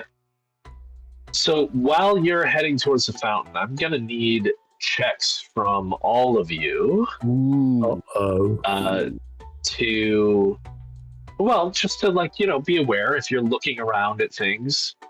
If you have any trademark and any edges that go into noticing things, perhaps, or paying attention to details, or I knew I should have taken along those lines. Notice and eye for detail. Oh, fantastic. Again, keep in mind though, you can, unless you spend a point of moxie, you can only activate one trademark per roll. Right. If you spend a point of moxie, you can actually activate a second trademark and then have access to the edges underneath that trademark. So I will do, for example, okay. I'm going to take away because this is the prime part of the investigation. So for me, sure. 3. So I've reduced my current down by 1. Okay. And you'll get 1 die. You'll be able to roll investigation or investigator, analytical, notice, and eye for details. So 5 dice. Wow. Nice. Your danger dice are going to be 2. All right.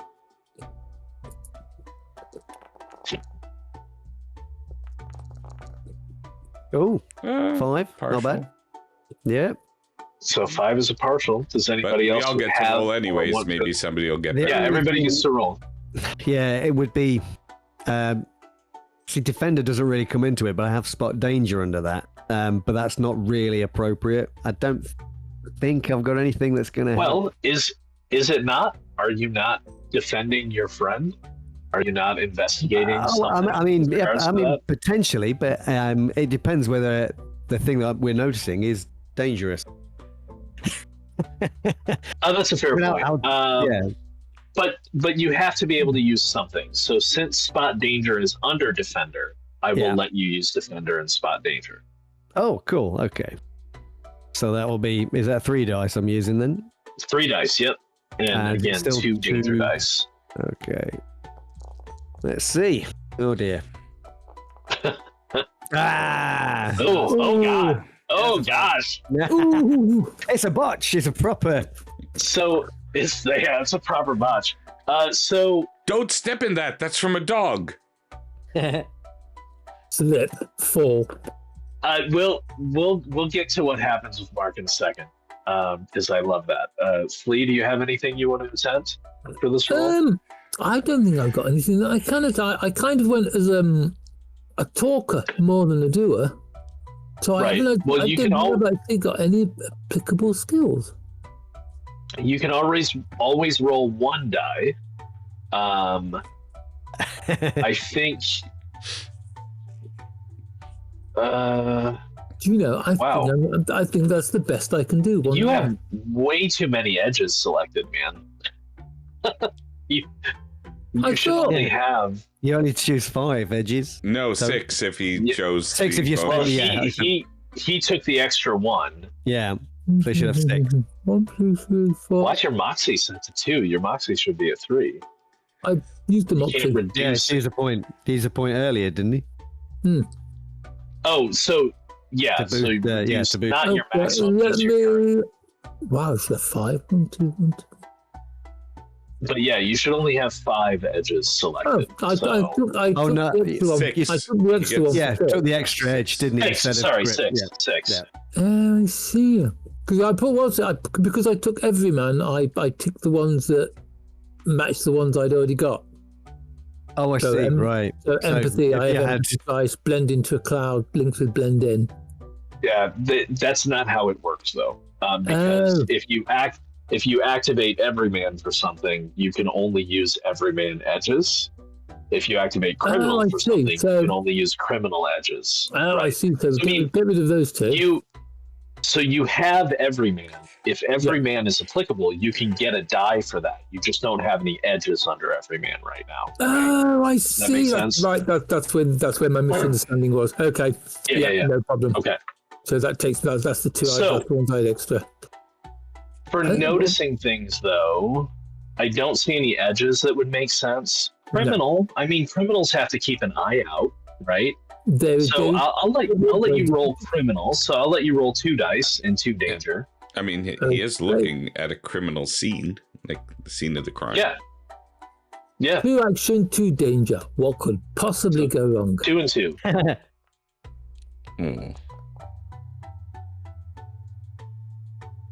You just fail. No big deal there.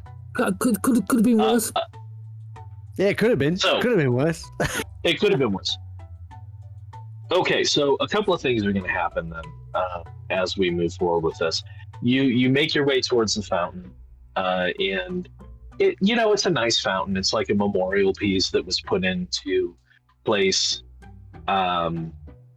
in appreciation of Mayor Colby, Mayor Vincent Colby, who actually spearheaded the project to kind of revitalize the park in Bridgetown. So it's a decent likeness of the mayor. I think I have a picture of the mayor. Obviously, it won't be a picture of a statue, but here is kind of what the statue looks like.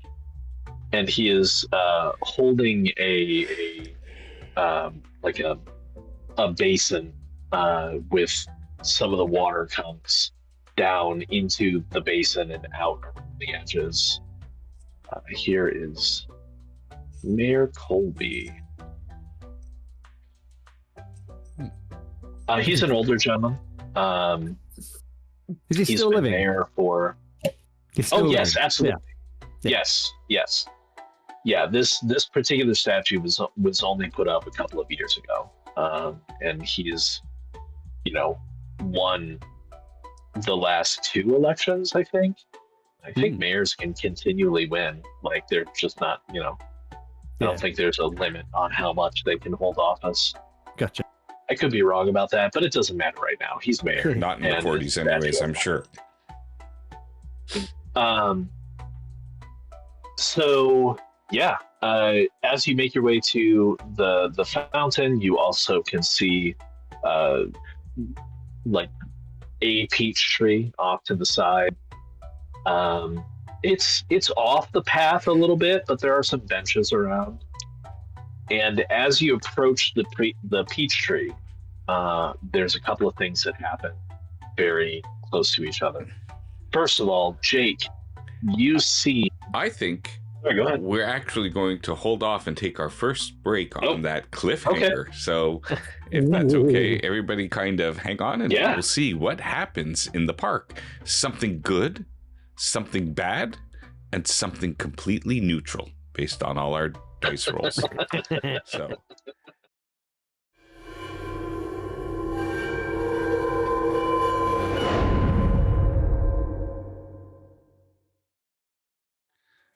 Welcome back, everybody. We're back from our break, and just prior to going to the break, we promised you 3 things. We promised you something good would happen, something bad would happen, and something completely indifferent would happen. So take it away, Brian. So I think we'll start with the completely indifferent. Eugene, as you're walking towards the fountain, or between the fountain and the peach tree, you notice that the peach tree is in bloom. Jake. No, actually, we'll do Mark next. Mark, as you move towards the suspected crime scene. The peach tree falls on me. No. No. You hear a crunch and the sound of something shattering underneath your boot. No! Oh no! watch, Fucking watch. No! It's I bet you it's a snail. Feel guilty. Okay. Maybe I'll just stand here and just look around as if Pretend it didn't happen. nothing has happened. Okay. I have no idea how much I could have thought. Yeah.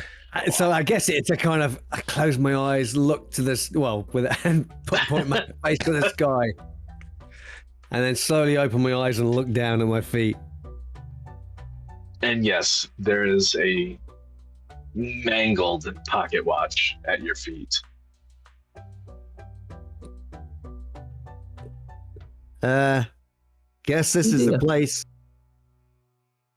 Are you going to bend down to pick it up? What makes Yes. you say that, Coulson? Well, hang on. So as Coulson bends down to pick up the pocket watch, and Eugene is looking at the peach tree and thinking about how nice it looks in bloom, Nice. Jake, you see a figure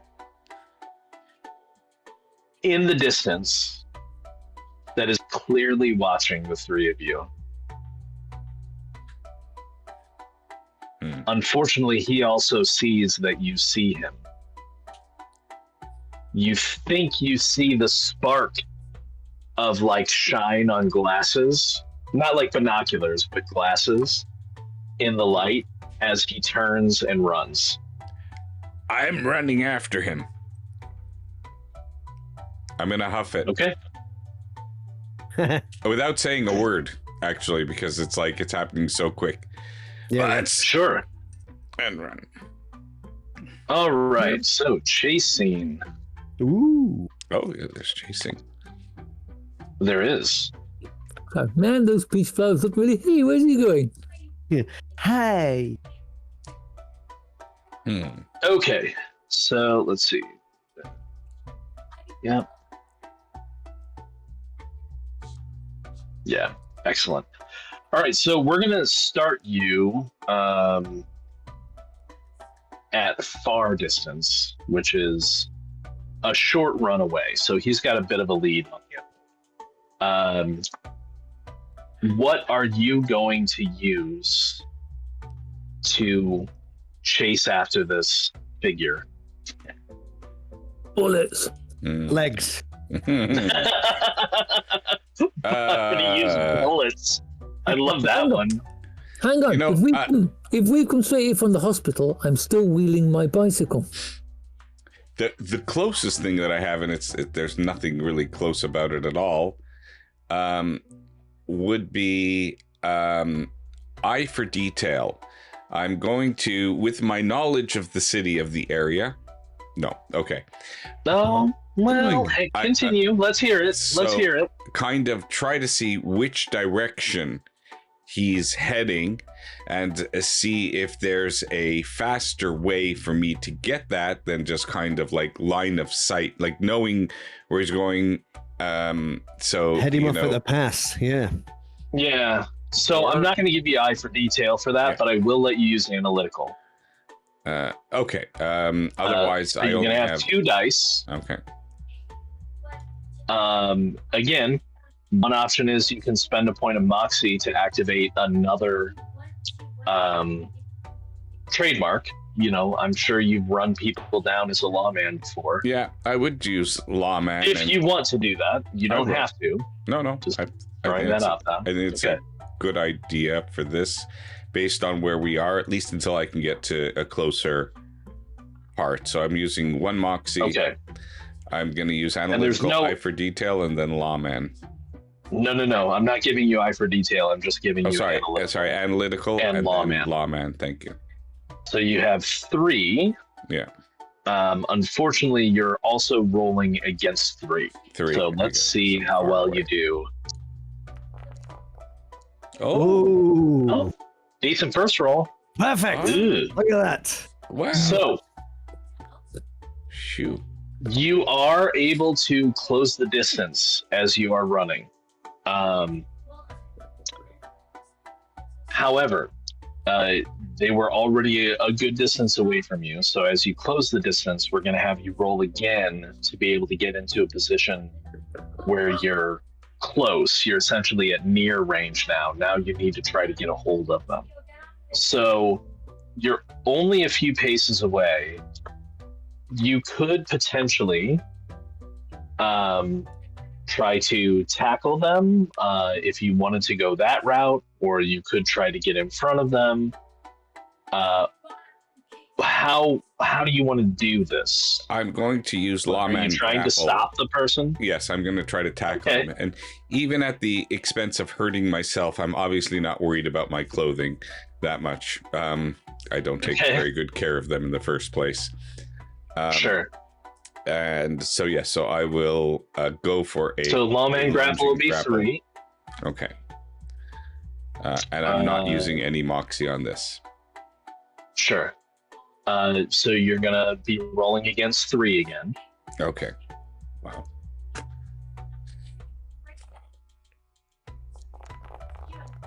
Ah. Uh-oh. Okay. Oh. Uh-oh. Okay. That's too bad. So that is a failure. Now, you could potentially turn that into a partial success if you spent both of your remaining moxie. Or you can just accept the failure. Okay. Now, the failure would be a failure of grappling him. So I will accept the failure and see what happens, like, for the next turn. If he's just getting away, like if he's just gaining, if it's a complete failure, then it's a complete failure. I'm going to accept the failure. I like letting the dice decide sometimes. Okay. So with a complete failure, he is going to elude you. So as you're running, you're going to take a setback because of the complete failure. We're going to say you're dazed as a condition because as you're chasing after him, maybe you step into a hole that you didn't notice, like a pothole in the path, and it twists your ankle. And it's not quite enough to injure you, right? But it is enough to hinder you and slow you down, and he manages to escape. However, and this would have been the case even, this is not like a partial failure or anything. This is just something that is going to happen. As you are running after him, you, let me see what other people are doing. So, Flea and Mark, you have now noticed that Simmons, Dick, has just shot off after this, like just running into the night. Eugene, you do have your bicycle with you. However, you did not see the person that was fleeing. And you were not able to react, right? Because you had a failure. So what do you want to do? You can get on your bike and go after Dick. Or you can just walk after Dick. I'm gonna go with the failure, and I'm gonna be like, hey, Dick man, where you going, mate? Dick, come back, Dick. And I'm gonna run after him, wheeling the bike. Okay. Mark, what are you doing? You pick up the broken, shattered pocket watch?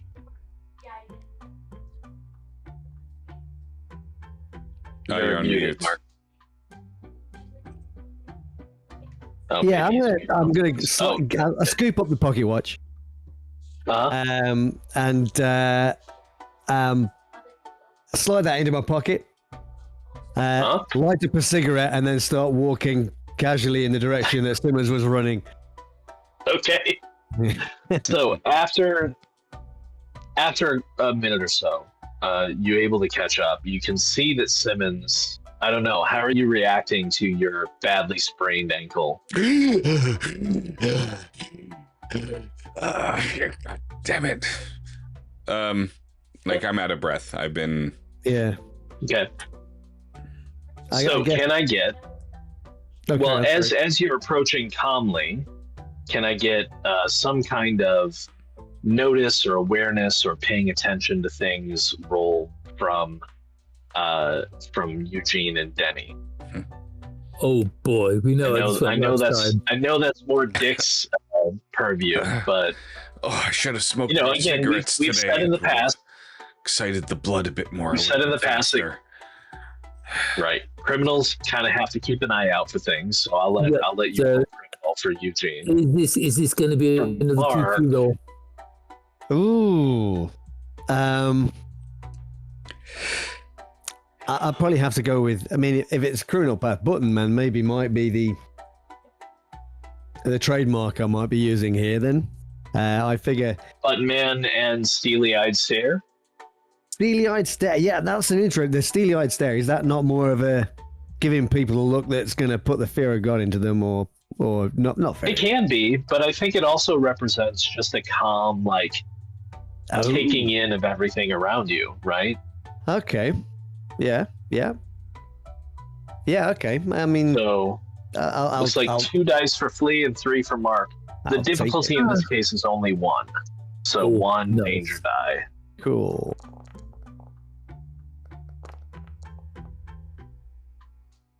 These dice don't like me. Too focused on that bike. It's like, I haven't got my bicycle clips on. The last thing I want to do is get grease from the chain on my trousers. I don't know if because I rolled that at the same time as Flea, but my result has it come up for anybody else? Am I just not seeing it? No, I don't see it. I didn't see it. So yeah, go ahead and roll yours again. 3 and 1. Whoa, good start. Nice. Yeah. Okay. So, as Coulson slowly brings up the rear, and just is kind of surveying everything as he comes, you notice in the grass it stands out probably because it's white, like a small white packet. Ooh, like a match. Like. Uh-huh. Okay. I'll get the matchbook. I'll get a quick glance of it as I'm making my way towards Simmons. Is it like a club or a bar or something? Is this a hotel? I don't know. It is. So there on the matchbook is a kind of a crudely printed picture of like curtains that are opened with a shot glass in the center of this kind of open curtain. And you know that there is a bar that actually used to be a speakeasy, but now it's legal, called Curtains in Bridgetown. Okay. I approach Simmons. I'll offer him a cigarette. Thanks. And I'll take one of the matches out of this matchbook book and light it for him.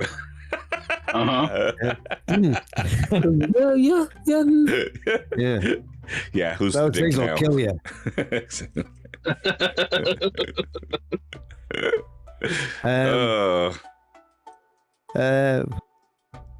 What are you doing, Simmons? I saw him, Mr. Glasses. He was just watching at us. He was waiting for us to come to see what would happen. There had to have been a point for him to wait there and watch. Why would he be waiting there and watching and then run away? Was he just looking to see who would come investigating this? Maybe he was following us from the hospital. Maybe the nurse saw him in the hospital. Maybe he was still there. Maybe he was waiting to see who called in to check on Gerald. But to what end? Where's the motive? I don't know. Beat up a guy for whatever reason. I'm assuming that motive wasn't to find out who's going to come after him to investigate the beating. Huh? So, why? Well, Muller said that Gerald probably should have been killed, right? Yeah. That they weren't just trying to hurt him; they were trying to put him down.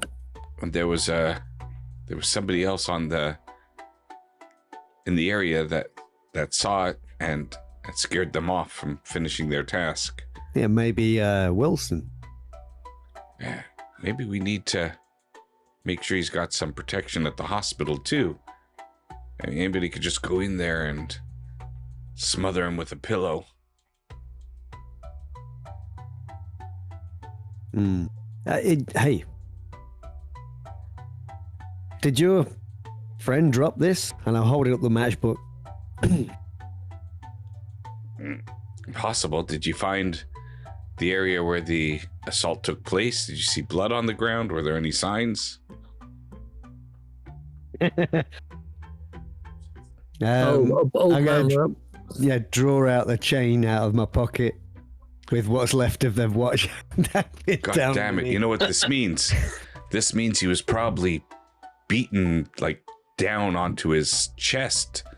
They probably beat him while he was face down, and that force of his body against the pocket watch in his pocket must have crushed it.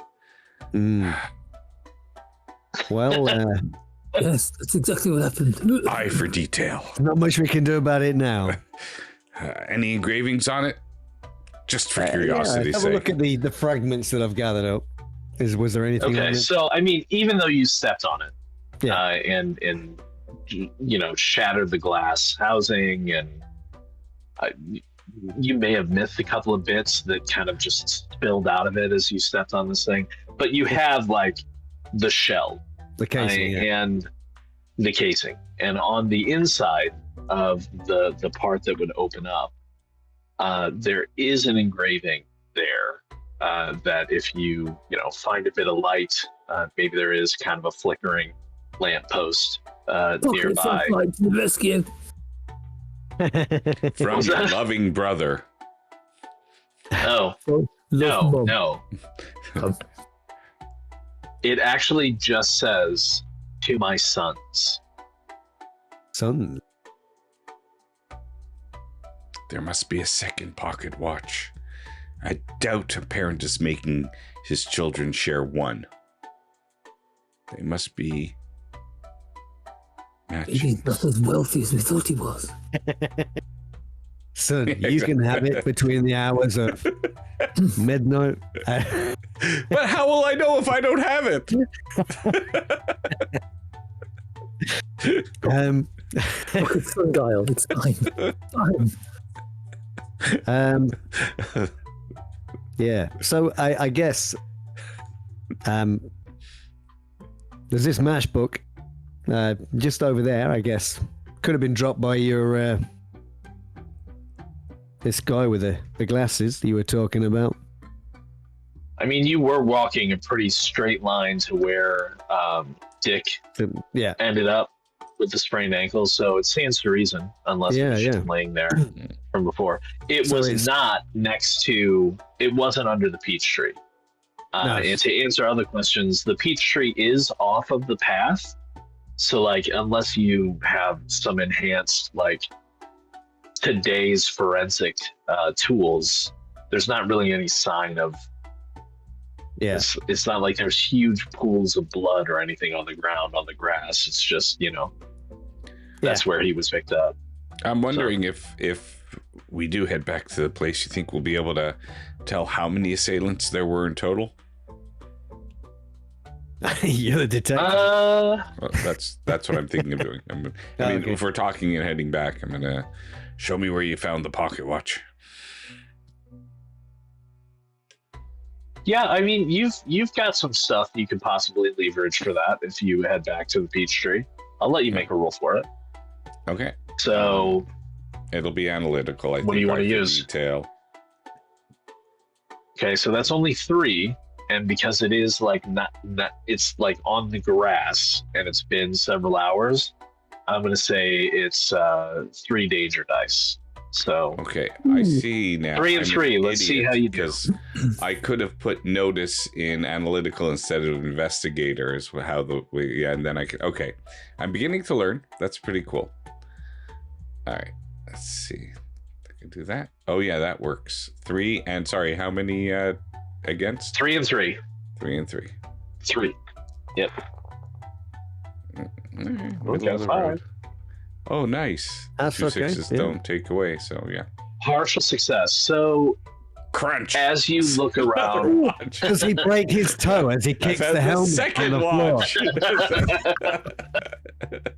so I am going to say that in addition to being dazed, Dick is also tired because it is getting late, and you're really just kind of putting yourself into this. Understandably, it's a friend of yours on some level, but it's just exacerbating to deal with all of this right now. And based on what you can see, you can't tell for sure how many, but you're certain that Gerald was accosted by more than one person. Okay. May I suggest that I take the disheveled condition after running, and instead, so that I could reserve tired for when we go to the apartment to search it. I'm just bugging you. Yeah, that's fine. You can switch it to disheveled because you sprained your ankle and fell to the ground. Maybe tore the leg of your trousers. Maybe a little blood from the scrape on it. Kind of out of sorts. Sure, that's fine. All right. So what now? I guess onto his apartment. It's nicer than my pad. Maybe we'll get a little shut-eye there too. I don't think there's much more we can do here, is there? Okay, so you can go to his brownstone. Because it is more than an apartment. It's the family home that he grew up in, his adopted family. And he, once he was able to, he, partial inheritance, but also like paid off the home on his own. It's impressive. That would be a motive for another brother to be upset. Or maybe he House. just didn't get the fancy pocket watch. The house would have belonged to both of them. So as you head to his address, which either you have from his ID or you have learned because you've interacted with Gerald before, his house is the one on the right, aside from that alley. It is a 3-story brownstone, and it is all held by him, like it is his home. Have any of you been in his home before, would you think? I don't think I would have. No, You probably wouldn't not. I don't think so. Okay. I think I'm the kind of friend that will be dealt with on the doorstep. The tradesman. At the back door, yeah. Of course. Not a euphemism. Right. So it's at this point, it's probably getting on like 3 or 4 in the morning. Oh, Between, it was already late going to the hospital and going to the park. Although they're all in the same district, you're all on foot. Well, Eugene Push bike. isn't, but is. I'm not rude enough to ride away. They Yeah, that's fair. might be me up. Yeah. But when you approach his house, it's again, did I say his is on the right? It's kind of the darker Yeah. stone one, the Yeah. 3-story there. As you approach, you do see that there is a light on the 3rd floor. Is he married? Gerald. Not to your knowledge, no. Do you have a lady friend? Or a gentleman friend? You would know that Gerald has had many lady friends.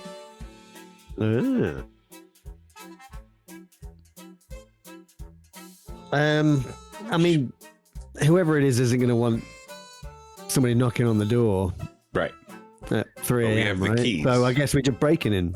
We don't have to. We have the keys. We would like Unless- knocking on the door, so Unless again, the through the front window. door is Yeah. already broken into, which is something I'll check as I quietly walk up the door and motion everybody else to be quiet. So as you walk up the stoop and check the front door, it is in fact locked. There is, as you can see, an alleyway there to your left I'm saying, should we check That around the side and leads- the back? that leads between the buildings. If Eugene takes a glance down the alleyway, you can see that there are no windows facing the alleyway from either building. Mhm. It's just straight brick wall both sides. But it looks like there might be a bit of fence behind Sterling's home, so maybe he has a back garden. Hey, Looks like there could be a back entrance this way, Also- guys. Colson, you go around the back. I'll go through the front with Muller. Make sure nobody tries to escape to the back end, and if they do, give them a good wallop. Okay. Before that, while Eugene's gone down the alleyway and Simmons has gone to the front door, Colson's going to have stood back across the street, looking at that lit window. And do I see any sign of any figure or anything, like a silhouette of anybody pass in front of the window? Can I spend a point of moxie? Would that, if I spent a point of moxie, would that work? To have somebody, it's like look, right? Perhaps Or you is it see the just for silhouette dice of a roll? lady Well, with a bent That's knee. kind of what I'm wondering. Or whether it's going to be some guy in a hat, in which case, shouldn't Sure. be there, probably. So, as you watch, you don't need to spend a point of moxie Okay. for this, since you're standing back and watching. You can see, it looks like at one point, maybe 3 or 4 different people moving around on the 3rd floor. Okay. Oh, no. Oh, he's like that guy from the Hemingway book, throwing all They- bodies movie. Oh, no. They look, I guess I could also point out, since it is noir, they look wide. Okay. They don't look feminine. He is married. Okay. It's the Weight Watchers convention.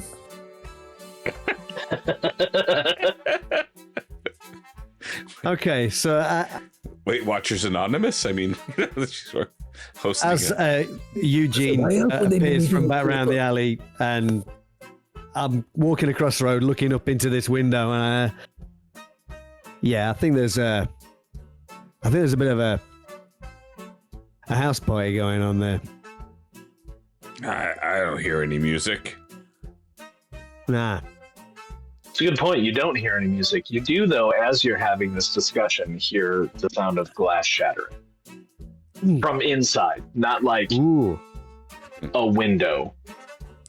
Hey, you got that key, Simmons? Yeah, sounds like there's somebody in there. I'll run in. Do you guys think maybe we should try and call the cops? Yeah, sure. do you have the keys? Are you holding the keys up? Yeah, I'm heading towards the front door. To Oh, open okay. it. Then I'm Who's definitely going? heading towards the front door. Is any okay? So Muller, Yeah. take the back. Make sure the person in there doesn't escape through the back. Muller head round to the back. Okay. Muller, So, And I'm You gonna two pull out just- my pistol actually as I open the door. Yeah, I think I might have Okay. to do the thing. Yeah. running. And the- as So the first- I really don't want to do this. The first 2 floors are dark. No lights on. Mhm. Very little light from outside. The curtains aren't drawn. So you might be able to get by without using a flashlight or something like that on the first 2 floors. Okay. But, it's kind of your call. It might make things a little bit more difficult. I kind of want to, as I'm going up the stairs, stay at the edges because I know the middle's creek. So I might be kind of, hugging Interesting. the banister kind of as a guide to go up, and just walking on the edge of the thing where they have more of a bracing, so I'm not making a creaking noise. And Okay. Of course, I'll go to Coulson and go, walk this way. Okay,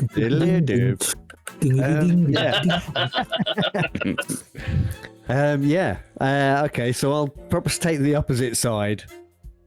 Okay, you guys just heading straight up the stairs, though? You're not clearing the first floor or anything? I'm heading towards where the noise was personally, but I don't know, Coulson. Yeah, it was definitely like that, from, isn't it? Yeah. Yeah, I just want to be aware of where everybody is. Yes, I'm heading up the stairs.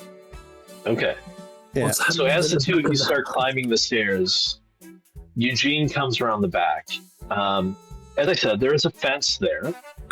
You should be able to scale it and hop over it relatively easily, considering your past. If you would like to do so, I will do so. The back garden. I'm gonna try and like peek over the top and check out the stakes at the back. Oh, okay. So as you peek over the top, I'm gonna say that as you describe peeking, you're not seen.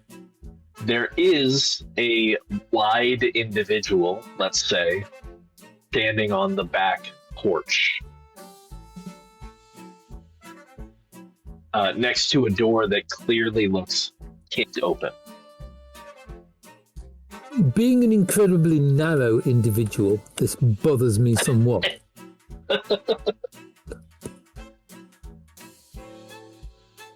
Right, I've got to come.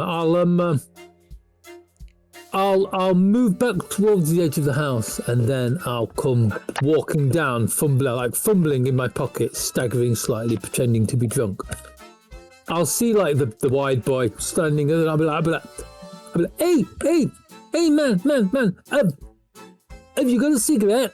I'll be shouting a little too loud for comfort. And boys and girls, okay. How do you effect the cardinal rule of always split the party? So I know what the other guys are trying to do, so I'm trying to get his attention, maybe draw him over here. Yeah. No, I like it.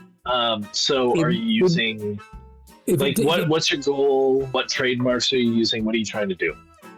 Ooh, damn! I was hoping you'd just go with it.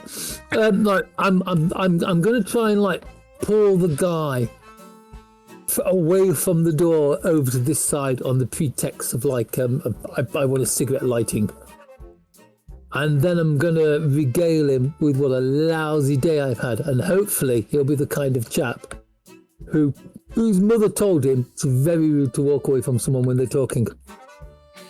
Okay. So what I'm hearing is you're wanting to probably use negotiator. Yeah, negotiator, and sounds like straight face liar, smooth talker, empathy, and really like persuade. So I'm seeing. Please let me use 6 all of them. dice. I am. I'm seeing 6 dice. Wow. Nice. You are going to have to roll 3 danger dice because, this is the wide man who's on serious business. I'm okay with that. Okay. He starts rolling and regretting everything he's just said. Whee! I see some 5s. Whoa. Okay. So you got a partial success. You, bold move. You're going to be successful. I'm going to make you shaken unless you want to spend another point of moxie to improve your partial to a full. Now, the shaking condition only is potentially adds a danger die to things where it might make sense. But if you take shaken, like you've succeeded here with what you're trying to do. Right. So I'm not telling you have to spend moxie. It's up to you. Right. From a role-playing point, Eugene is a talker, not a fighter. And the fact that this guy looks like serious mob material. And remember thinking that maybe it could be something to do with, like, I don't know, the mob he used to work for. I think he will take the shaken. As the guy comes over to light his cigarette, the hand holding the cigarette will definitely be trembling. Right. He's going to be pretty glad to have that cigarette. And he pulls out a very flash, like one of those newfangled Zippo lighters.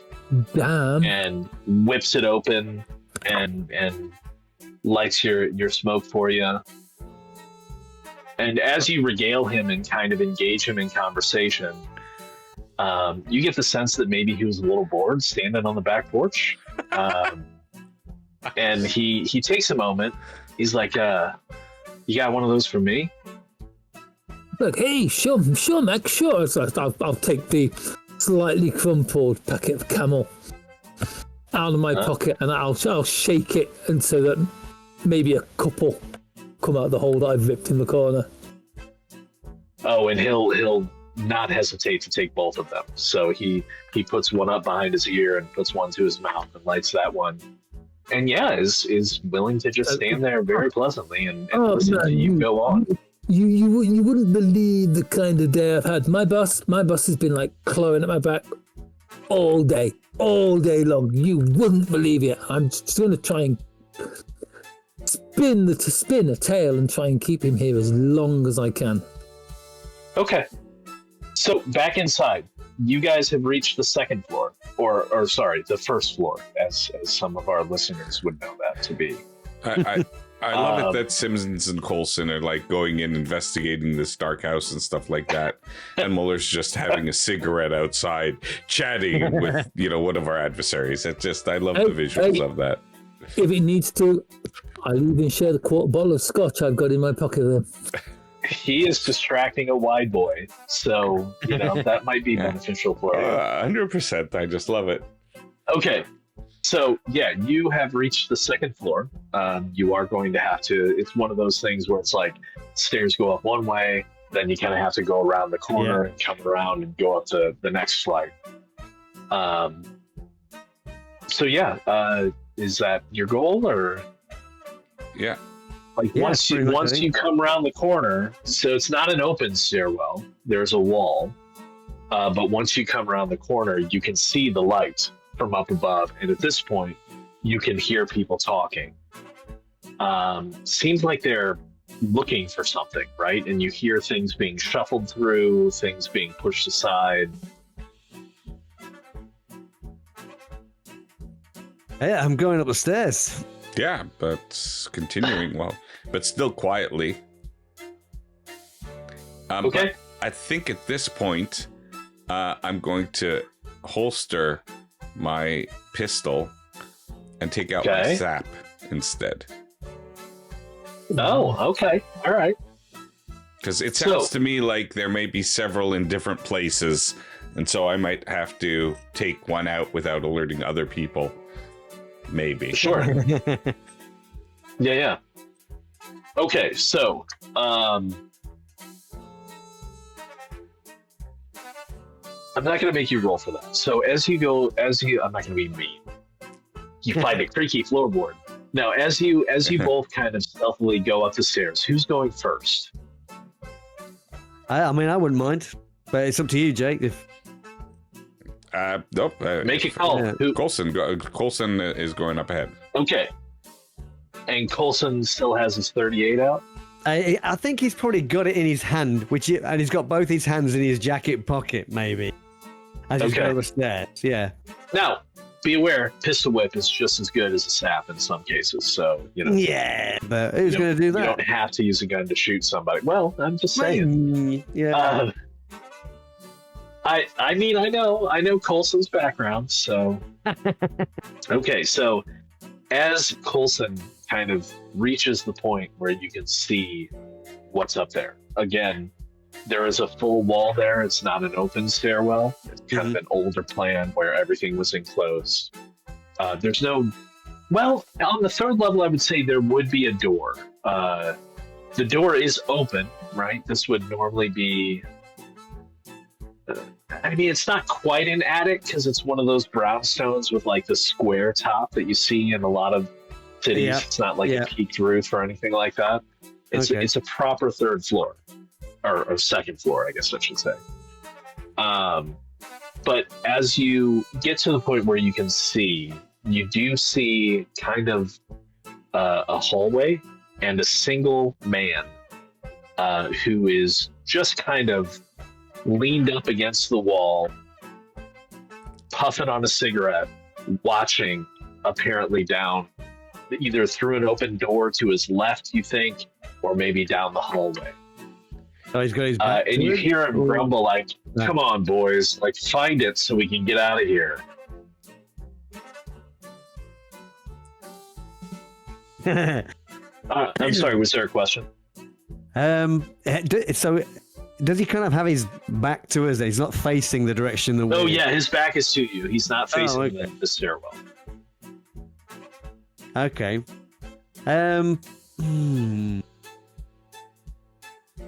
I think he's probably maybe he's not necessarily a kind of sneaky type guy, so I think he's probably just gonna step out from the stairs with his hands in his pockets, and just nonchalantly say, "What are you looking for?" Okay. Jake?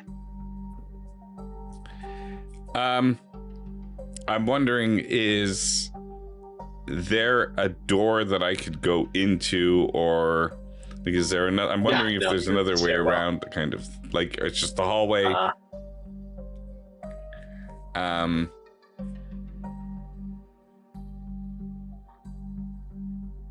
I guess I'm going to have to stay in the shadow of Colson at this point. So maybe he doesn't know that there are two of us, but I'll get ready to pounce if this guy starts to make a noise or say, hey, we got company, whatever. I'm just going to be kind of ready to rush up and kind of muffle his mouth. Meanwhile, downstairs, Eugene can feel all his hard work just kind of like fading away for some reason. No, Eugene is thinking he should have maybe put a point into run. Okay. So this man turns around to face you. He's wearing a white shirt. Sleeves are rolled up. Suspenders, the whole thing. Yeah. Very kind of made man-esque. Clearly for one who's standing back and watching others work. As you would know from your time being Yeah. So he turns and faces you and he says, "Who the fuck are you? What are you doing here?" I rush him. Oh, okay.